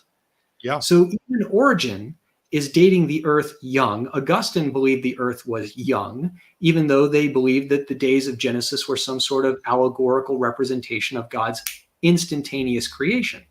Right. So Augustine's a young earth creationist, and he's 6 days younger than me. That's it. Because he's got Adam at the very beginning, at the very moment of creation. That's it. And that it makes sense out of things. Whether or not there's gaps in the genealogies or how much play you have in the time. Do you have any? Do you have some? Do you have lots? In the end, the genealogies there in 5 and 11 are there to help bracket, in some sense, how old the earth is, to tell us that it's finite at the very least, and that world history begins with human history plus 5 days, right? That's the big take home here, is that we don't have an eternal world. We have a very finite world that begins when God creates human beings. He creates a world, He makes them. That's the beginning. And from here on, we move through history. And for my young Earth creation, brothers and sisters that are out there, you can be secure in knowing that this is a position that has been long held and long honored. And, maybe some other time we'll get a chance to talk about some of the scientific challenges and how we approach those. But at least from an exegetical and theological standpoint, again, I was kind of surprised as I spent the last couple of years doing a harder dive into the theology aspect here. Young Earth creationism is tremendously robust. Oh my goodness, theologically, I am impressed. More impressed than I ever thought that I would be. I really thought that there would be a lot of big question marks and that there'd be these things where it's like, we don't make a lot of good sense out of this thing. Right. Maybe my 21st century mind is reading things back into the text, and I don't want to do that. I don't want to be eisegetical. Of course. So I'm not going to read back into the text and say, clearly God is talking about X, Y, or Z scientific hypothesis. That's not what I'm going to do as a young Earth creationist. But what I am going to do is say, what does the Word of God tell me? Let me drill down deeper and see if I can make sure that I'm getting the picture right. And if I do have that picture right, then what ideas within science work with this and what ones don't? Is the Bible giving me a historical backdrop through which I can envision scientific scenarios and ideas that then I can go out to the rocks and I can go out to the laboratory. We can test ideas using the tools of science. It's not that I want to bring science to the Bible, but I want the Bible to guide and bracket the scientific ideas that I have as a young Earth creationist. So I think that is the best way to approach. Not to say that I'm finding hidden science in the Bible. That's not it. God's not hiding, a code of DNA somewhere in the letters of Genesis. They tried that. That's dumb. Right. That doesn't work. Yeah. Especially when you get into the weird Bible codes, like Dresden's book or even Grant Jeffrey's The Signature of God. I mean, it really makes our jobs harder, Marcus. And it really does, because everyone, as you know, they stereotype everyone in the same, they put us all in the same mold. And you're doing honest work, and you're doing, you're going by the science. And, you were mentioning earlier about the whole issue of carnivorous animals. And, in Isaiah 11, the prophet looks forward to the day when the earth will be covered with the knowledge of the Lord. And it speaks about this return to Eden, really. And it speaks of a lion lying down with the lamb. I mean, today lambs lie down with lions when they're in their stomach today. That's but in that day, the lion will lie down with the lamb, and the child will put his hand in an asp's in the hole of an asp, and the asp will not harm it. They will not harm in all my holy mountain, says the Lord, because the knowledge of God will cover the earth as the waters cover the sea. And so it's interesting how even the animals are depicted there as going back to this vegan or vegetarian state, which is quite interesting, because the Edenic imagery of Isaiah is basically saying this is how it's going. This is how it started. It's not really good right now, but this is what it's going to look like. Yeah, I think that is spot on. Our eschatological information that we get from those types of passages are always looking back to Eden in some way. And, we look at Revelation, and what are we going to find along the banks of the river, right? It's going to be the tree of life. And it's for the healing of the nations. And I don't want to take, Revelation and immediately just import it back into Genesis and say, see, here you go. But what we can say is that the authors, under the inspiration of the Spirit, have this consistent picture of what peace and harmony looks like from the beginning and what restoration looks like at the end. And if we've got those two, they really look similar, right? They look like we are getting back to Eden in some way, a better Eden even, as God redeems a broken creation, but one in which we have fellowship. And, you've noted some of the other ways that we see commonalities and similarities. I mean, we've got the garden inside Eden, which is inside the world, which is familiar if we're thinking temple, right? And tabernacle, where you have the Holy of Holies, the holy place inside the courtyard. And, thinking about that argument that, maybe the world was wild and needed tamed because humans had to kibosh, right? They had to subdue the earth, and they had to extend forcibly. This was what Mike Jones kept trying to say. about this is that they have to forcibly go out and take over the world. There doesn't have to be anything forcible about extending the kingdom of God. In its best, Christianity is all about extending the kingdom of God through love. Yes. Through the blood of Christ, which has conquered. And we don't want to make converts at the edge of a sword. No. We want to make converts at the open, empty tomb. And that is the way in which we can subdue the world in a way that is one of peace, right? Because it's the Prince of Peace. So looking at these sorts of things where we have a cessation to our travails, a cessation to our pain, a cessation to our tears, all of these things still point back to Eden. I mean, Revelation, the end of Revelation is just so great, the way that it rewinds everything going back into Genesis 1. And you go, my goodness, we have so much to look forward to. It just recapitulates. And then on top of that, there's a resurrected, redeemed humanity that Christ will raise his people. I mean, the dead in Christ will rise first, and those who are alive will be caught up. And so our bodies will be transformed like his glorious body. So it's a redeemed humanity. Our end is not to just go to heaven forever and, strum on a harp on a cloud somewhere. Our ultimate end is to be infleshed, just the way Adam, he was, God breathed a soul into him. We will also be resurrected people, just like the risen Christ. So we're not just to be incorporeal spirits just floating around. That intermediate state is, as you know, Paul calls it a state of nakedness. It's incompleteness, and that we desire our resurrection bodies. And so what a wonderful time that will be. Indeed. And let me just quickly say something, Marcus, and then we'll take some questions from audience. It's interesting. We're talking about the light being on the fourth day, the sun and the light and all that.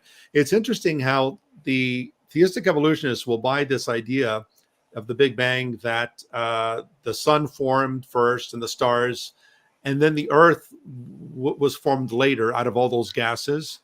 But it's interesting. They'll talk about all these billions of years, but yet we calculate the year by a full rotation of the earth around the sun, a complete orbit around the sun. But how can you have years if there's no earth? I'm just playing devil's advocate here. The way they say, well, how can you have light without the sun on the fourth day? Well, how could you have years before the earth is formed? Because we calculate our year by a full orbit of the earth around the sun. So I'm just playing devil's advocate. I mean, I'm just saying, look, if you want to go the argument of, well, there's no sun on the fourth day, how can there be light on the first day? Well, how can you have years in the Big Bang model? How can you have years when the earth hasn't been formed yet? I mean, the sun is formed, but the stars are formed, but you don't have the earth until much, much, much later. Yeah. So thinking about this, from a theistic evolution perspective, at least reading Genesis, most of those that I know, we'll use, say, Genesis 1:1 as like, in the beginning God created. So we got Big Bang. We have lots of stellar activities that are going on in the universe. All that precedes Earth. And then, once we get to Genesis verse 2, the earth was without form and void. So, kind of sort of like gap theory, where you had all this time in between, but here we're now coming upon the earth specifically. How are they going to measure years before our sun? So in the standard cosmological perspective, Big Bang happens 13.8 billion years ago. Our own solar system begins to form around 4.5, a little more than 4.5 billion years ago from a previous supernova. So there actually was a star where our sun was beforehand that blew itself to pieces, recondensed, parts of it recondensed, and parts of the blown out bits are the planets. Right. So, technically, yes, Earth's years begin once you've got its orbit going around that particular sun. But once you've got some kind of chronometry, once you say, okay, this is, 365 days is a year. Going back earlier, the Earth was probably moving fast in their model. The Earth was actually moving faster around the sun. So a year at the beginning of the solar system's existence was probably less than 300 days. Mm-hmm. So your year is even changing. Just like our moon slows down ever so slightly. It's not much, but a little bit. As it rotates and orbits around us, it slows down a bit.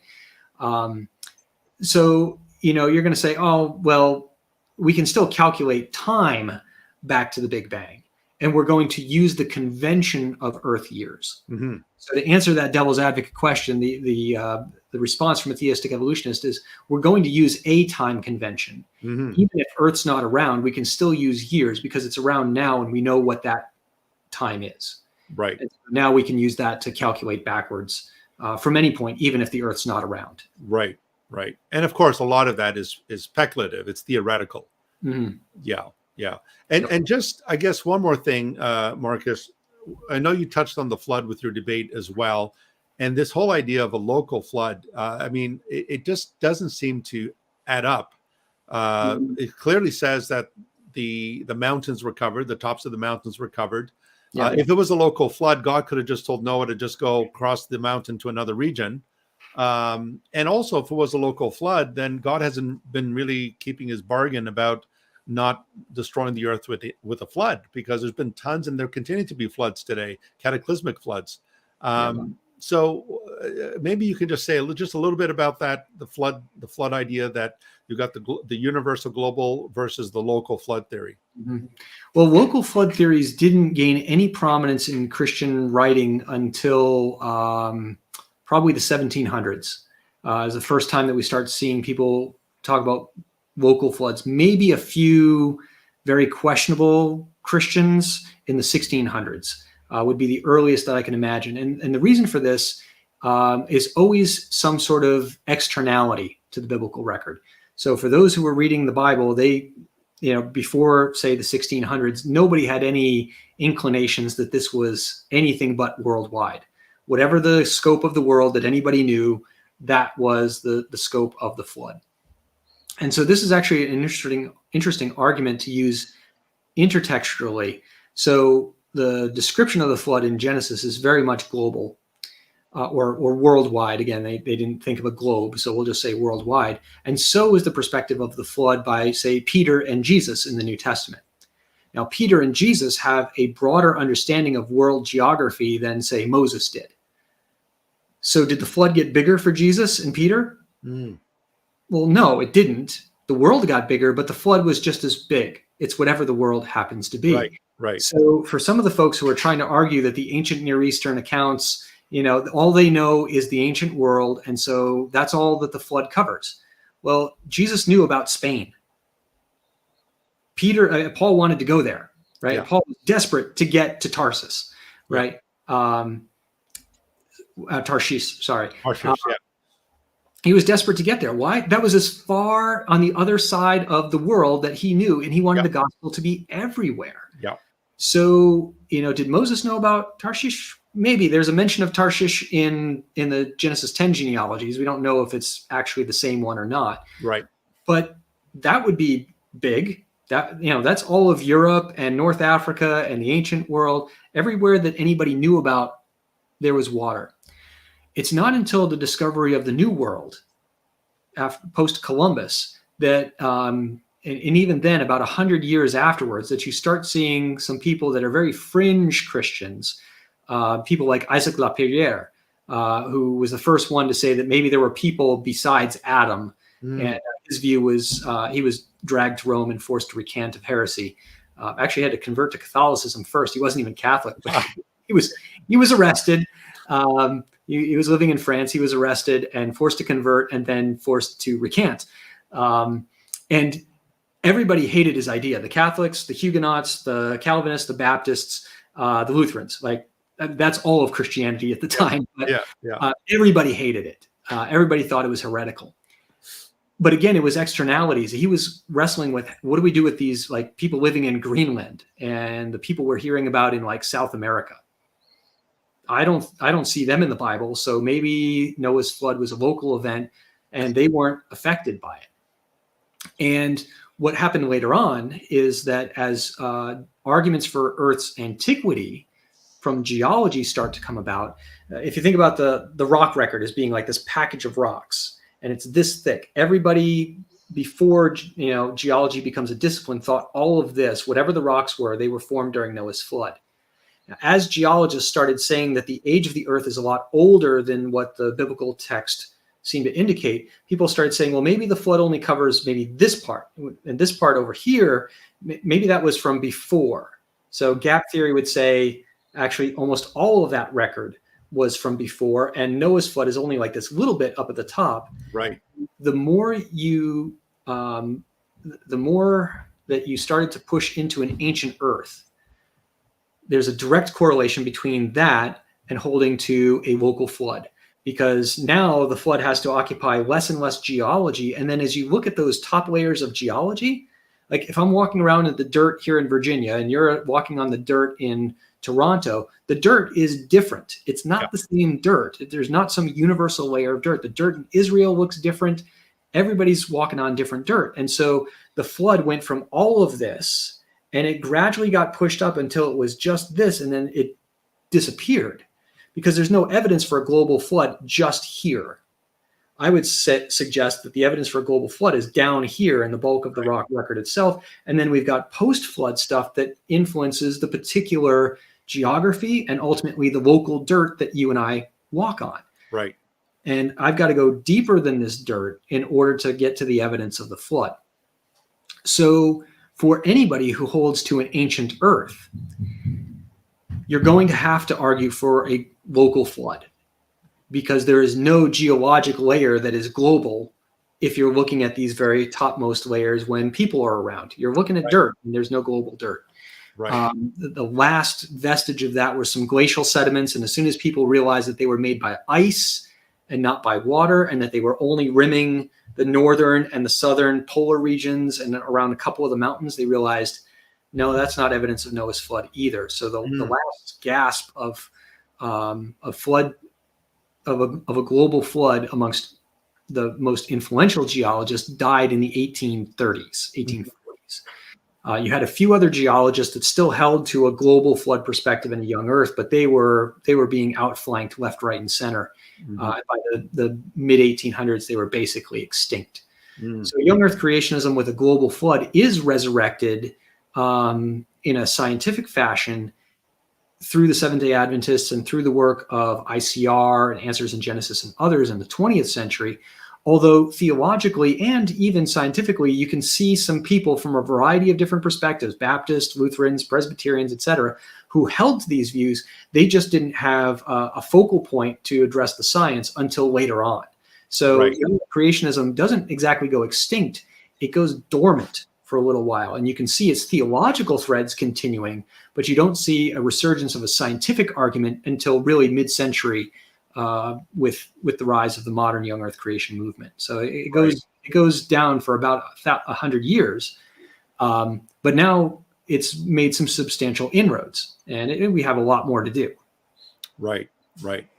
Okay. Well, what I'll do then is we'll take some questions from our audience.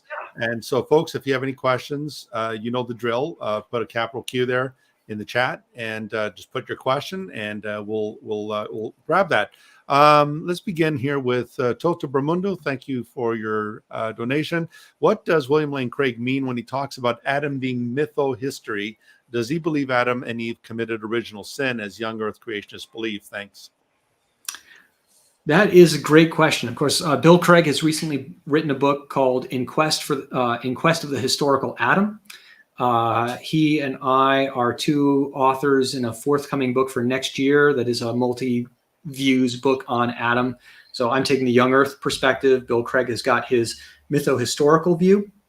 What he means by mytho-history is that he believes that the narratives in Genesis 2 through 11 are mythological, not necessarily ahistorical, but mostly, or at least very much mythologized. But he believes that these myths are being placed in some sort of chronology, particularly through the genealogies of Genesis 5 and 11. So he thinks that these are mythological tales that are being ordered to try and give a sense of history to the world, although they're not really happening the way that they seem to be presented. This is the best I can kind of make out of Bill Craig's argument. He's pulling a term from Thorkild. I can't remember his last name at the moment. But anyway, another author from mid-century who came up with this term mytho-history. However, the other author didn't use this term quite the same way that Bill Craig is using. So he's getting some pushback that he's not using this term quite the way that it's intended, because he's trying to see if there's maybe some connection to real history, but not much. Whereas Jakobsen, that's it, Thorkeld Jakobsen, he was saying, no, mythohistory is when you have myths that are simply arranged as a history. They're still mythology, but they're arranged chronologically internally, but they don't have any connection to actual history. Craig wants there to be some kind of connection to history, but these are retellings of events that have long since passed memory, and placed within a context that the ancient Israelites would have understood. So Craig believes that Adam was, Adam, so to speak, is an individual that would have lived 700,000 years ago, would have been a member of a species called Homo heidelbergensis, which may be the ancestor for both Homo sapiens, our species, and Neanderthals. It may not be, which would be a little problem for his theory, but he does point it. This is just a placeholder. It could be something else. But he recognizes, and I think this is good, this is one of the things I really appreciated about his book, he really recognizes the humanity of the Neanderthals. That when we look at what cultural artifacts they have, the levels of technology that they utilized, they show every indication of being human. And to exclude them from being human seems quite arbitrary. And so if Homo sapiens is human, we're human, and the Neanderthals are human, then their source has got to be human as well. So he says that's where Adam must be. He's committed to Adam, not because of Genesis 2, but because of Romans 5. A little bit with Acts 17, and he's open to question as to whether or not he needs to be committed based on 1 Corinthians 15. Right.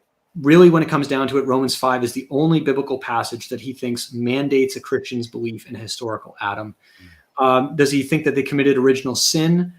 Yes, although he doesn't hold to a Augustinian view of original sin.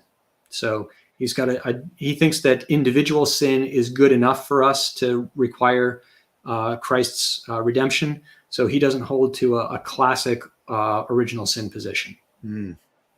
Yeah. Bill's a great guy. I know him as well. But theologically, I mean, even his Christology, he's taken an Apollinarian view of Christ, Christologically speaking. And so, yeah, there is this pushback against classical orthodoxy, Christian orthodoxy in those areas. Could you explain to me what an Apollinarian view is? Apollinarianism basically says that it basically downplays the full humanity of Christ. It basically has God in a suit. In the incarnation, God took on a suit, and the flesh was more like a suit that he's wearing. And so what that does is it calls into question the full humanity of Christ, that he was truly God and truly man. That his humanity was not just a disguise or a suit that he wore, that God wore while he was here, but that he was truly a man with a human soul. Christ had two wills, the divine will and the human will. And so the Apollinarian view is historically it has been condemned as heresy by the church. I can see how that would drift. That place. Yeah. And I remember Dr. Craig once made the comparison of the Trinity with Cerberus, the three-headed dog in Greek mythology, and I thought, oh no, I mean that's like the egg, the water becoming steam, and yeah. Yeah, come on, Patrick. Yeah. You got to up your theology, buddy. Okay. All right. So Gabriel Salzner says, have we ignored the king lists of ancient Sumer and the similarities to Moses' Genesis? I think he's referring to the genealogies in the Sumerian king list and the genealogies in Genesis. Yeah, there's some interesting comparisons there, certainly, because the Sumerians' king list, like the genealogies in Genesis 5 and 11, have these really big ages. Then you've got a flood, and then you have smaller ages. Now, the Sumerian kings lists are all gigantic. Massive. And they're all divisible by 60 or 360, right? So there seems to be some sort of numerology involved in in representing the ages of the king's reigns in those, because you got like 40 some odd thousand years. Astronomical, yeah. Yeah, almost literally. I mean, the lengths of time. That's a lot of light going through over the years. Whereas in comparison, not to say that the Genesis ages are short, but in comparison, the Genesis ones look, downright humble. Everybody's under 1,000 years. And so I think there is something to, anytime we think about the Genesis 5 and 11 genealogies, that Sumerian kings list can't be too far from our thinking. But at the same time, it's unclear what the relationship between these happened to be. It doesn't look like Genesis is borrowing from them. That certainly wouldn't make sense with all the other things that we've talked about how Genesis is trying to do things very differently from that. So what do we do with them? I don't know. The Genesis 5 and 11 genealogies are tricky just in and of themselves. We've got all these long ages, and I don't have any good reason from within the text to doubt the numbers that are presented, that this is how long Adam lived, that he really did live 930 years, and that at the time of the flood, there seems to be some type of inflection and people's ages start to go down. There is some sort of environmental, genetic combination of a variety of things that are causing us to decrease, as may be prophesied by God, right? Where he said that his spirit will not always strive with man. His years will be 120. And we eventually come to Moses, who lives that 120 years, right? And he is very much kind of the ideal man in a sense, even though he doesn't get into the promised land. Yeah. And David says in the Psalms, perhaps we'll reach the 80th, 80 years, 420. So, Okay, the same person is asking, so do you think Moses was inspired to tell you exactly how old creation is when he wrote Genesis? Yeah, that's a good question. Many young earth creation, I'll answer for the majority position within young earth creationism. They will say yes, that basically God is providing these numbers in order to give us precisely the information that is most lacking from other sources, so that we can calculate from Abram. We've got a pretty good handle on when Abram leaves Ur of the Chaldees. It's roughly 2000 BC, plus or minus. And from there, we can now back calculate to, when creation happened. If you use the Masoretic text, that gets you, around 4000 BC. If you use the Septuagint, gets you around 5600 BC. If you take those genealogies tight, and most young earth creationists do, they will allow that maybe there's generations that are skipped, but they think that the numerical structure is tight. And you can take a look at some papers by, say, Jeremy Sexton, who's made a strong argument on the basis of the linguistics there that should be taken in a tight fashion. I'm up in the air on that, just for my own part. I think, again, that these genealogies are given so that we can see that the time of Earth's creation is finite and it is recent, and that Earth history begins with human history. So I'm not quite so certain that we can pull the Usher sort of thing and come to a firm number. But at the same time, there's only so far you can go before you stretch these genealogies into something that is unsupportable. I had a debate with Hugh Ross back in 2016. Oh, yes. And he argues that Adam might be 100,000 or 150,000 years old. But he believes that the Genesis genealogies are real. They're just skipping generations. So I put together a gigantic Excel spreadsheet that showed all of the generations that you had to skip, and read, on average, here's where the ones in the text are. And from the Genesis 5 genealogy, the ratio was 80-1. Wow. 80. And in the post-flood, it was worse because the generation times shrink. He put the flood at 50,000 years ago. That was over, it was 800-1, not 81. Wow. Or was it 810? Something like that.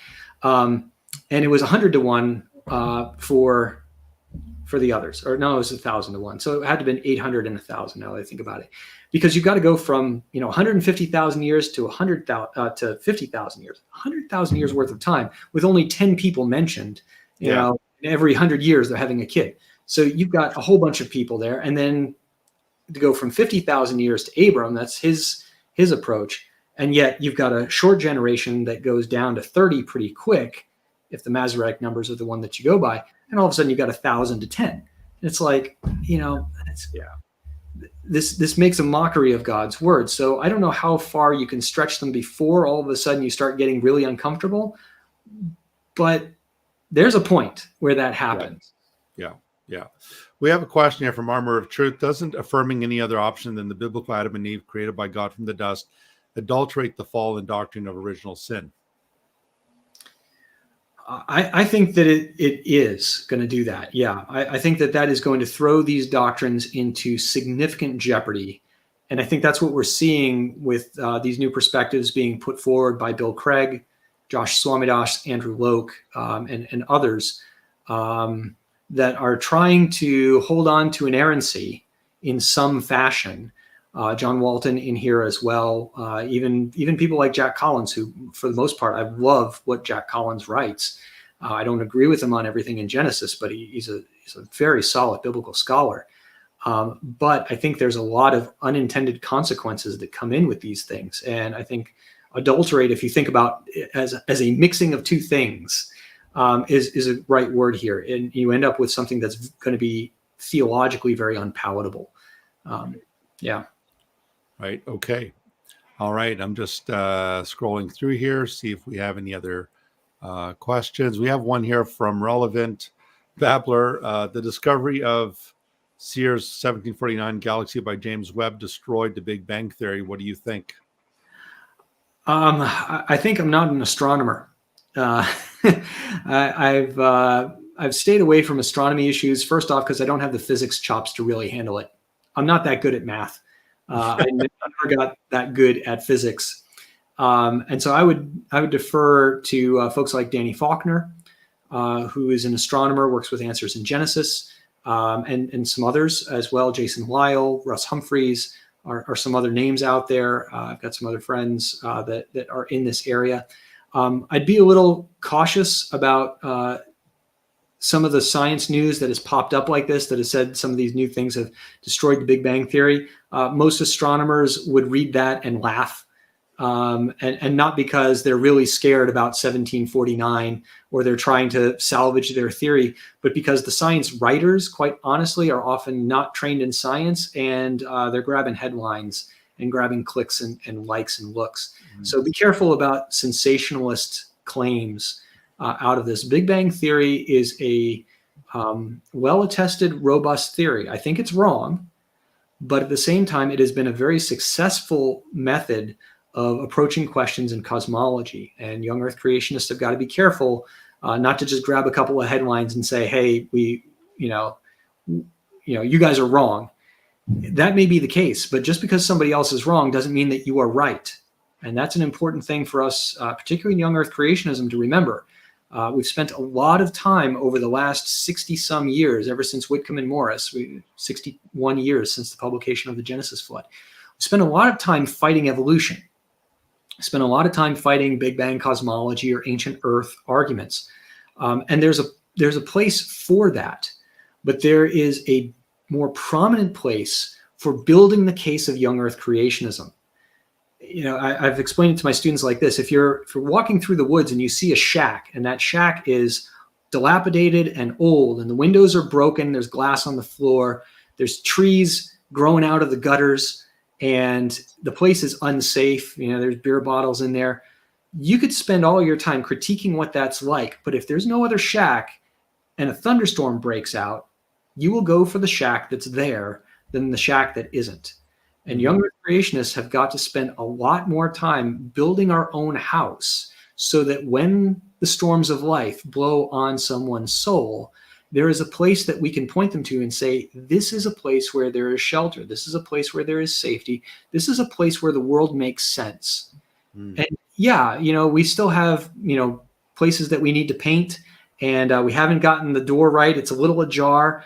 But there's a roof and there's some walls. And if we've done that, then that's the beginning point. And if we constantly just point at the way that other things are bad, we won't be able to, check out our own stuff.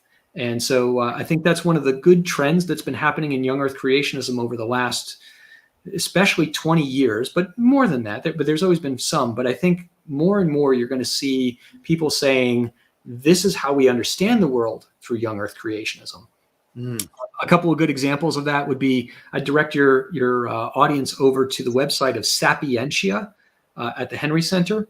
And Sapientia had a forum of young earth creationists, 5 of us, that were given a very hard question. Basically, justify your existence. Why are you still here? And that question was posed to us by a young earth creationist, who was our editor. And he said, this is the question that everybody is wanting to know. And so I'm not going to hide it. I'm not going to give you a softball. It seems like science is against everything you do.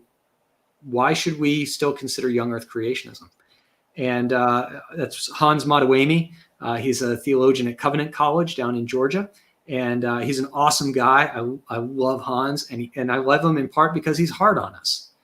And he got us writing. And not only for the initial question was it hard, he went out and got a theistic evolutionist geologist to find challenging questions in a rebuttal for me. And it's like, hey, Steve Mosier at Wheaton says you're all washed up on this. What do you say? I'm like, oh, great. Thanks. I'm being, come on, Hans. Like, supposed to be easy? No. All right, good.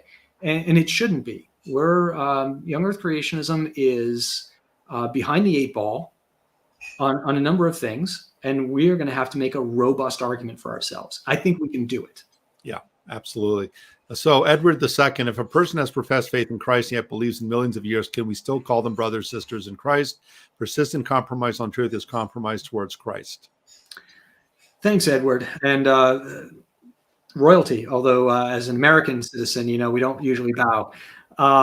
The person, if they have professed faith in Jesus Christ, yes, they are my brother and sister. If they are at a position where they are sowing discord within the church, then it is up to the church to implement discipline for that kind of behavior. If they are not sowing discord, then that's a different issue. I understand and I resonate with the idea of persistent compromise towards the truth is compromise towards Christ. That's well said, and I understand that. I have a lot of friends who are not young earth creationists. I have more friends that are. It's people I tend to hang around with. But I also hope that persuasion can eventually win out on these. In some cases, it won't. But I want to be kind of careful and delicate. There's a lot of people out there that have been hurt by young earth creationism for overexuberance on this topic. And likewise, there's been people who've been hurt by theistic evolutionists for overexuberance on this, and people, calling them names. The body of Christ is a very human body still, and we hurt each other, and we're called to love each other. We're called to hold good doctrine. I think this is better doctrine. I think young earth creationism is correct doctrine. So I'm going to leave it to the individual churches on this sort of thing. But again, brothers and sisters in Christ, we should bear with one another. Yeah. What allowed man to live so long? By R. Royer. Thank you. I have no idea. I'm just going to be honest. It was their mojo. It was their mojo, man. Right. It was God. God let him live that long. Yes. And we don't know what it is that persisted. We don't know. I mean, we know some of the mechanisms behind why we age. We know that it deals with the breakdown of our cells after so many copyings and things like that, that parts of the cell start to break down. They don't copy themselves as well. They therefore don't repair themselves when they're broken as well. But it's not entirely clear why it has to, limit our lifespan. It seems like our bodies and our cells could replicate themselves much longer over time, and yet they don't. So I don't know why we age at the speed that we do, but I think biologically there's some good reason to think that we could do better and have done better over time. But I don't know what that is. Yeah. Okay. Senor Blondi, what's your view on cryptozoology? We're living dinosaurs today, possibly in DRC or Papua New Guinea. Well, kind of like a few other areas, I tend to be, you might call me the skeptical creationist on this. An odd title to be sure. But when it comes to cryptozoology, I've read some of the books and the papers written by folks who've gone out to places like Papua New Guinea and tried to find pterosaurs and other sorts of creatures. And the late Carl Sagan, it's not usual that a young Earth creationist quotes Sagan, but right, great claims require, or extraordinary claims require extraordinary evidence. We have a really good handle of the creatures that live on this Earth. The largest mammal discovered in the 20th century, so just last century, the largest mammal discovered in the 20th century was discovered, it was a species of deer, weighed about 30 kilos at most in Southeast Asia. That's the biggest thing that we discovered that entire century. And we kind of know everything that's out there. I mean, the small stuff, you kick a tree in the rainforest and you got 30 new species of insect, but that's insects in the rainforest. So I have not seen anything that makes me think that there are living dinosaurs or pterosaurs or mosasaurs still out in the ocean. If it breathes air and it's big, we know it. And so I wouldn't hold my breath for discovering some of these sorts of things that are claimed to have been found or claimed to exist. One thing Bill Craig always says is when people say you can't prove a universal negative, he always says, well, I can. There are no Tyrannosaurus rexes roaming the earth today. So that's one of his examples. Yeah. And I'll say Bill Craig's right about that. I agree with them on that. So, okay, we're just down to two more questions, this one, and then we'll be done because we've had a lot of your time there, Marcus, and you're a busy man, and we want to respect your time. But thank you so much for your time. It's really, really appreciated. Toto Bermundo, uniformitarian assumptions is the main reason why secular geology took off in the 1700s. Therefore, the millions of years. Is that why they believe in the local flood? I think you already touched on that, Marcus. Yeah, pretty much. Uniformitarianism itself comes around in the 1800s, but the first inklings of the idea of an ancient Earth, even in a catastrophist perspective. So young Earth creationists often talk a lot about catastrophes and Noah's flood being the main catastrophe. I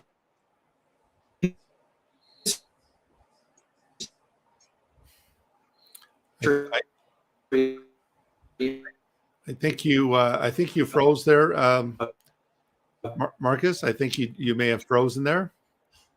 Yeah. Okay, we'll see. We'll see if we'll get him on again. You froze there, Marcus. So I'm not sure if there we go. I think we'll have him back. Yeah, sorry, Marcus. You froze there. I thought the rapture took place, and my eschatology was wrong. So okay, you're back. Oh, there you go. There's another rapture, and it's sideways too. We're not going to be it's going to be a sideway rapture. Okay. I mean, we're caught up, but so sorry about that. It's all relative. It's all relative. Yeah. That's true. It is. So in the uniformitarianism as an idea comes around in the 1800s. In the 1700s, what paved the way for it was removing the idea that a single major catastrophe in Noah's flood made the rocks. And the geologists started thinking in terms of multiple catastrophes over hundreds of thousands or millions of years. So now there's a catastrophe and another one, another one, another one, another one, another one. And Noah's flood is like the last catastrophe. And it's the most recent. So they started thinking about an ancient age to the earth in the 1700s already, but they were thinking about it in a catastrophic fashion. In the latest 1700s, really, and then in the 1800s is when uniformitarianism comes around, the idea that present day rates and processes are the only thing that we should appeal to when looking into the geological past. So they said, forget multiple catastrophes. There are no catastrophes of any note. Geology operates slow and steady. Just go look out today and you'll see slow and steady is how things happen. And so it was a philosophical shift, but the philosophical shift started first with deep time, and then uniformitarianism added on to that. And then Darwinian evolution becomes a uniformitarian approach to biology. So Darwin's ideas really were informed and infused by uniformitarianism coming out of geology. And Darwin once said that he always wished that he had cited and referenced Charles Lyell more than he had, because he said it always felt like he was half inside my brain. And they were good friends. Lyell was never quite comfortable with Darwinian evolution, but they were good friends. And actually, Darwin was trained primarily in geology in his undergraduate work, and did the first half of his scientific career was mostly working on geology, and then kind of shifted into biology. And he was a very good biologist, by the standards of his day.